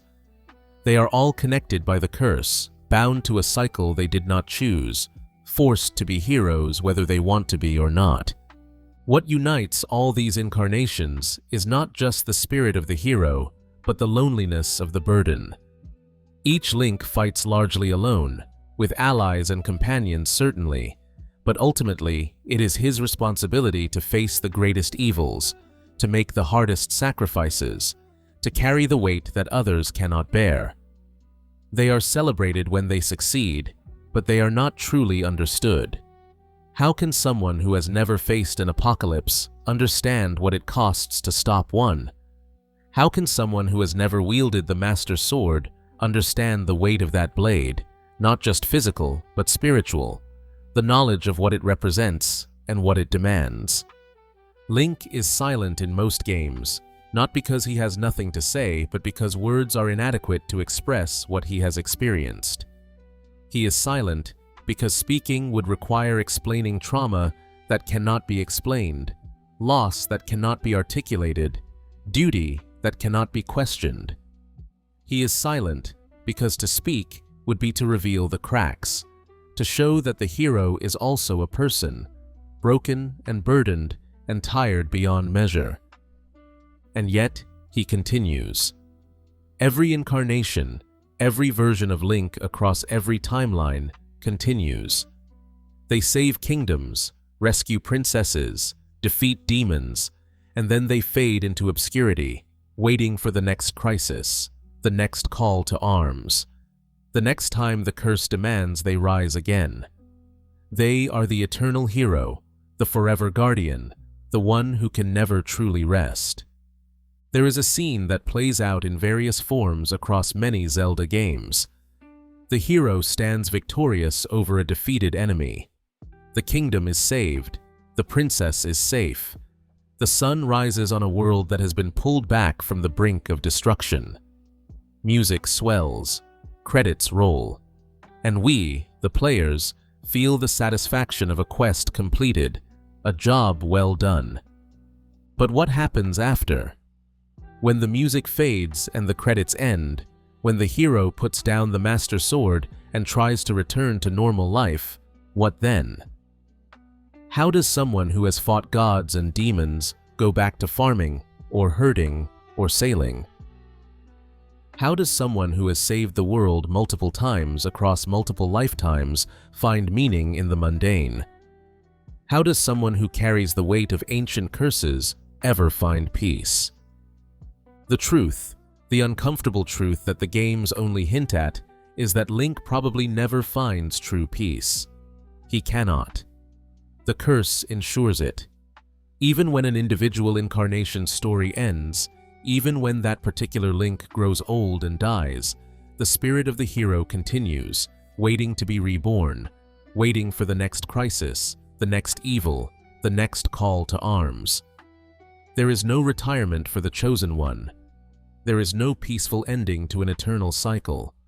Consider the nature of repeated reincarnation, even when individual incarnations do not remember their previous lives. One interpretation is that something in the spirit, some deep part of the soul, might carry forward echoes of past experiences. This could help explain Link's apparent aptitude for combat even when he should have no training, the way he seems drawn to step forward into danger when others would flee. The spirit of the hero has been forged through endless conflicts across time, and this forging may shape each new vessel in ways both subtle and profound, though the exact mechanism remains a mystery woven into the curse itself. Each Link begins his journey innocent, or at least not fully aware of what awaits him. But by the end, he has seen things that most people will never see, done things that most people could never do. He has watched friends die, has killed in self-defense and in defense of others, has stood in the presence of pure evil and pure divinity, and somehow remained sane through it all. That changes a person in fundamental ways. It leaves scars that never fully heal, wounds that ache in the quiet moments, doubts that whisper in the dark. The hero of time lamented that he was not remembered, that his sacrifices went unrecognized, that he could not pass on his knowledge. But perhaps there is something worse than not being remembered only as a symbol, as an idea, as the hero, rather than as a person. Every Link experiences this to some degree. They are put on pedestals, turned into legends, expected to be perfect embodiments of courage and virtue. No one sees the fear beneath the bravery. No one acknowledges the doubt beneath the determination. No one understands that the hero is also just a person, struggling with the same emotions and uncertainties as anyone else, just in circumstances that are far more extreme. The silence of Link, his characteristic lack of dialogue in most games, invites interpretation about what it might represent. One way to understand this silence is not as stoicism or strength, but as a reflection of experiences that cannot be easily articulated. The trauma of facing apocalyptic threats, of watching friends die, of carrying responsibility for entire kingdoms, runs deep enough that words might feel inadequate. From this perspective, his silence could be seen as a defense mechanism, a way to maintain composure when expressing the full weight of his experiences might prove overwhelming. And what of the relationships Link forms during his adventures? The friends he makes, the companions who travel with him, the people he saves and protects. He bonds with them, cares for them deeply, and then the adventure ends, and he must leave them behind. He must return to a world where they do not understand what they went through together, where the shared experience of fighting an apocalypse fades into memory, and then into legend, and then into story, and then into nothing. The hero of time lost Navi and spent years searching for her. The hero of Twilight lost Midna forever when she shattered the mirror. The hero of the Wild regained Zelda, but lost a century and all his friends. Every Link loses someone, loses many someones, and carries that grief forward into whatever life awaits after the adventure ends. There is also the burden of responsibility, the knowledge that if Link fails, everyone dies. Not just him, not just the princess, but everyone. Every child, every elder, every innocent person just trying to live their life. That weight is crushing. It explains why Link pushes himself so hard, why he takes on impossible challenges, why he never gives up even when giving up would be the logical choice. He cannot afford to fail, because failure means apocalypse. He cannot afford to rest, because evil never rests. He cannot afford to be weak, because weakness means death for everyone he is trying to protect. And beneath all of this, there is the question of identity. Who is Link, really? Is he the simple farmhand or island boy or knight in training who existed before destiny came calling? Or is he the hero, defined entirely by his role, his purpose, his burden? When the adventure ends and the Master Sword is set aside, what remains? If your entire existence has been consumed by a quest, if your identity has been subsumed into the role of hero, what are you when you are no longer needed? Some incarnations of Link seem to find answers to these questions. The hero of winds sails off to new lands, free to be whoever he wants to be, unbound by prophecy. The hero of the wild has Zelda by his side, a companion who understands his burden because she shared it. But others, like the hero of time, died without ever finding peace, without ever resolving the contradictions of their existence. They were heroes, yes, but at what cost? What part of themselves did they lose in becoming what the world needed them to be? The curse of demise is not just about battles and bloodshed. It is about the slow erosion of self, the gradual wearing away of personal identity under the weight of eternal duty. It is about being trapped in a role, a story, a cycle that never ends and never allows for deviation. Link saves the world, but who saves Link? Who tends to his wounds, not the physical ones that heal with time, but the psychological ones that fester in silence? Who gives the hero permission to be human, to fail, to rest, to simply exist without the weight of destiny on his shoulders? The answer, tragically, is no one. Because that is the curse. That is the cost of being the chosen one. You are chosen to fight, to suffer, to sacrifice, again and again across countless lifetimes. And no one can save you from that, because salvation would mean breaking the cycle, and the cycle is eternal by design. When Demise spoke his final words to Link in Skyward Sword, he was not simply making a threat. He was describing a fundamental truth about the nature of existence, about cycles of violence and hatred that persist across generations, about the way evil and good are locked in an eternal dance that neither can ever truly win. The curse was not created in that moment so much as revealed. It was always there, woven into the fabric of reality, waiting for someone to put it into words. In the original Japanese text of Skyward Sword, Demise's curse is described using Buddhist terminology. The word translated as hatred is onen, which carries deeper connotations of lingering attachment, of resentment that persists beyond death, of karma that binds souls together across lifetimes. This is not simply a magical spell cast by a dying demon king. It is a description of samsara, the cycle of birth, death, and rebirth that is central to Buddhist philosophy. In Buddhist thought, samsara is maintained by attachment and desire, by the inability to let go of ego and the illusions of self. Beings are trapped in the cycle, reincarnating again and again, suffering again and again, until they achieve enlightenment and can finally break free. The curse that binds Link, Zelda, and Ganon is a manifestation of this principle. They are trapped in a cycle of conflict because they cannot let go of their attachments. Link to his duty as protector, Zelda to her role as goddess, and Ganon to his hatred and desire for power.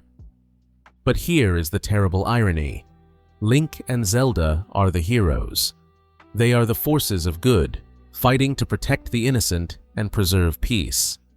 And yet their righteousness, their refusal to stand down, their commitment to opposing evil, these very virtues are what keeps the cycle going.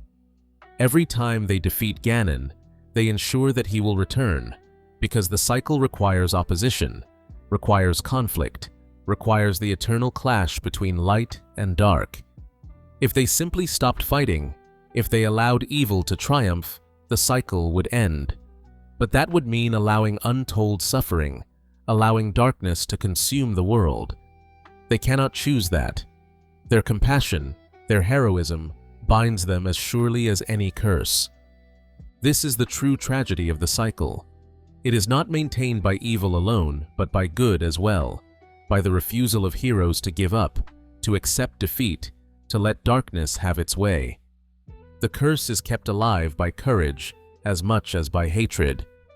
Link's willingness to fight, to sacrifice, to stand against impossible odds, these are beautiful qualities, noble qualities, but they are also chains that bind him to eternal conflict. Some interpretations of the curse suggest that it can be broken, that there exists some combination of circumstances or choices that could end the cycle permanently. The hero of winds, in defeating Ganondorf and washing away old Hyrule, seemed to come closest, creating a new world unbound by ancient prophecies. But even that timeline eventually sees new evils arise, new heroes needed, new conflicts that mirror the old patterns. The curse adapts, finds new forms, persists even when it seems to have been overcome. Other interpretations suggest that the curse cannot be broken, that it is fundamental to the nature of reality in the Zelda universe. As long as there is free will, there will be beings who choose evil, who seek power at the expense of others. And as long as there is evil, there will be those who stand against it, who choose courage and compassion over fear and selfishness. The cycle is not a bug, but a feature, an eternal tension between opposing forces that gives meaning to existence even as it causes suffering. There is something almost nihilistic about this interpretation, a suggestion that struggle is eternal, that peace is always temporary, that the best we can hope for is to win individual battles while knowing we will never win the war. But there is also something profound in it, an acknowledgement that heroism has meaning precisely because it is difficult, because it requires sacrifice, because it is never finished. If evil could be defeated permanently, if peace could be achieved forever, Would courage have the same value? Would we admire heroes who faced no real danger, who knew victory was assured? The curse gives weight to Link's choices. It makes his courage matter because he chooses to fight despite knowing, on some level, that the fight is eternal. He does not have the comfort of knowing that his sacrifice will end all suffering. He only knows that if he does not fight now, people will suffer now. And that is enough. That has to be enough. There is also the question of whether Link, Zelda, and Ganon are truly separate individuals or manifestations of a single eternal conflict, three aspects of a divine drama that has been playing out since the beginning of time. In some games, Zelda is described as the reincarnation of the goddess Hylia, suggesting a direct spiritual continuity. Ganon is described as the incarnation of Demise's hatred, a vessel for malice that transcends individual identity.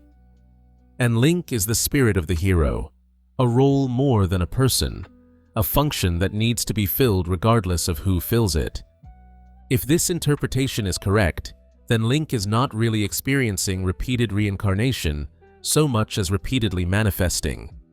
He is an idea made flesh, courage given form, a story that plays out over and over because stories are immortal and eternal. Each incarnation feels like a unique individual, has his own personality and history and relationships, but he is also always the same essential thing. The hero who stands against darkness, the one who protects others, the wielder of the Master Sword. This raises uncomfortable questions about free will and identity. If Link is destined to be the hero, if he is born or reborn specifically to fulfill that role, does he really have a choice? Can he refuse the call? Can he walk away from his destiny? The game suggests that he cannot, or at least that refusing would mean allowing apocalypse, which is not really a choice at all. Link is free only in the sense that he chooses how to be a hero, not whether to be one. The curse has already decided that for him. And yet, despite all this philosophical weight, despite the eternal cycle and the burden of destiny and the lack of true escape, there is something undeniably beautiful about Link's story. He fights knowing there is no final victory. He sacrifices knowing his sacrifice will need to be made again. He loves people knowing he will lose them. And he does it anyway. He chooses courage, chooses compassion, chooses to help others even when helping costs him everything. That choice, made in the face of futility, is perhaps the purest expression of heroism imaginable. The curse is real, and it is terrible, and it condemns Link to eternal suffering. But within that suffering, he finds meaning.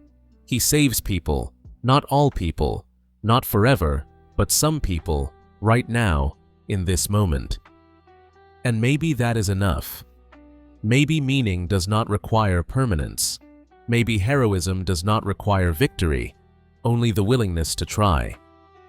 Night falls across Hyrule, as it has fallen countless times before, and will fall countless times again. The sun sets on kingdoms saved and kingdoms lost, on battles won and battles yet to come.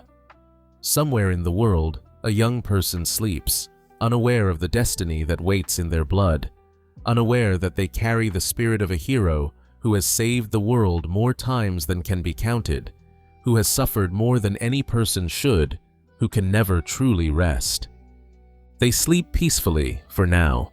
They dream of simple things, of tomorrow's chores, or the person they like, or the adventure they hope to have one day. They do not dream of destiny, or curses, or eternal cycles. They do not yet know that they are Link, that they have always been Link, that they will always be Link, until the end of time or the breaking of the curse, whichever comes first. We have journeyed through the lives of many Links, from the Skyloftian who first faced demise to the amnesiac who awoke after 100 years. We have seen them fight and struggle and lose and win. We have watched them make impossible choices, endure unbearable losses, carry weights that would crush anyone else. And through it all, one truth emerges. Link is not defined by victory or defeat, by success or failure, by the outcomes of his battles. He is defined by his willingness to keep fighting, to keep standing up, to keep protecting others, even when protection costs him everything. This is what makes Link's story resonate so deeply with those who encounter it.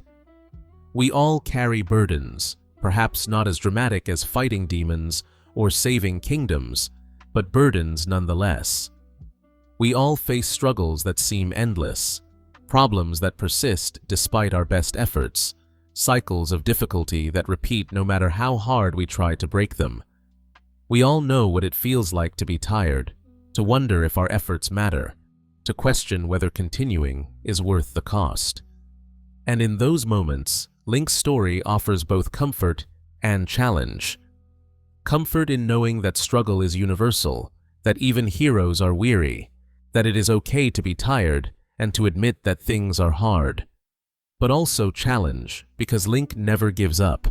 He never stops trying. He never accepts defeat as final or suffering as inevitable. He fights because someone must, because others need protection, because giving up means letting evil win. And if a young man cursed to fight forever can still find reasons to be brave, perhaps we can find our own courage too. The Endless Reincarnation of Link is both tragedy and triumph. It is tragedy because he can never truly rest, never reach a final resolution, never escape the cycle that binds him. But it is triumph because even trapped in that cycle, even knowing that victory is temporary and peace is an illusion, he still chooses heroism. He still chooses to care, to fight, to sacrifice. That choice, made again and again across countless lifetimes, is what transforms a curse into a testament to the enduring power of courage. Link is the hero who cannot rest, but he is also the hero who does not need to rest to find meaning. His purpose is not in the destination, but in the journey, not in ending evil forever, but in opposing it right now, in this moment, for these people. He saves the world one person at a time, one crisis at a time, one battle at a time. And each time he does, he proves that heroism is not about being chosen or being special or having destiny on your side. It is about choosing to help when you could walk away, choosing to stand when you could run, choosing to care when apathy would be easier. We have seen Link in many forms: the child who pulled a legendary sword, the young man who split into four, the sailor who proved heroism without prophecy, the farmhand who became a Twilight beast, the amnesiac who regained himself through memory and determination. Each incarnation is unique, with his own personality, his own relationships, his own struggles.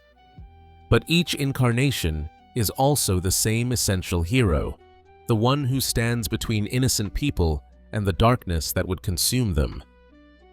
And perhaps that is the true meaning of the curse, the silver lining in an otherwise dark enchantment. Yes, Link is condemned to fight forever. Yes, he will be reborn again and again into conflict and suffering. But he is also immortalized, made eternal, his courage preserved across ages. As long as there are stories, as long as people remember, as long as anyone, anywhere needs a hero, Link will exist. Not as a person, perhaps, but as an idea, a symbol, a reminder that courage can be found even in the darkest times, even by the most unlikely people. The Master Sword sleeps in its pedestal, waiting for the next hand to grasp its hilt. The Triforce of Courage rests somewhere in the world, waiting for the next hero to prove themselves worthy.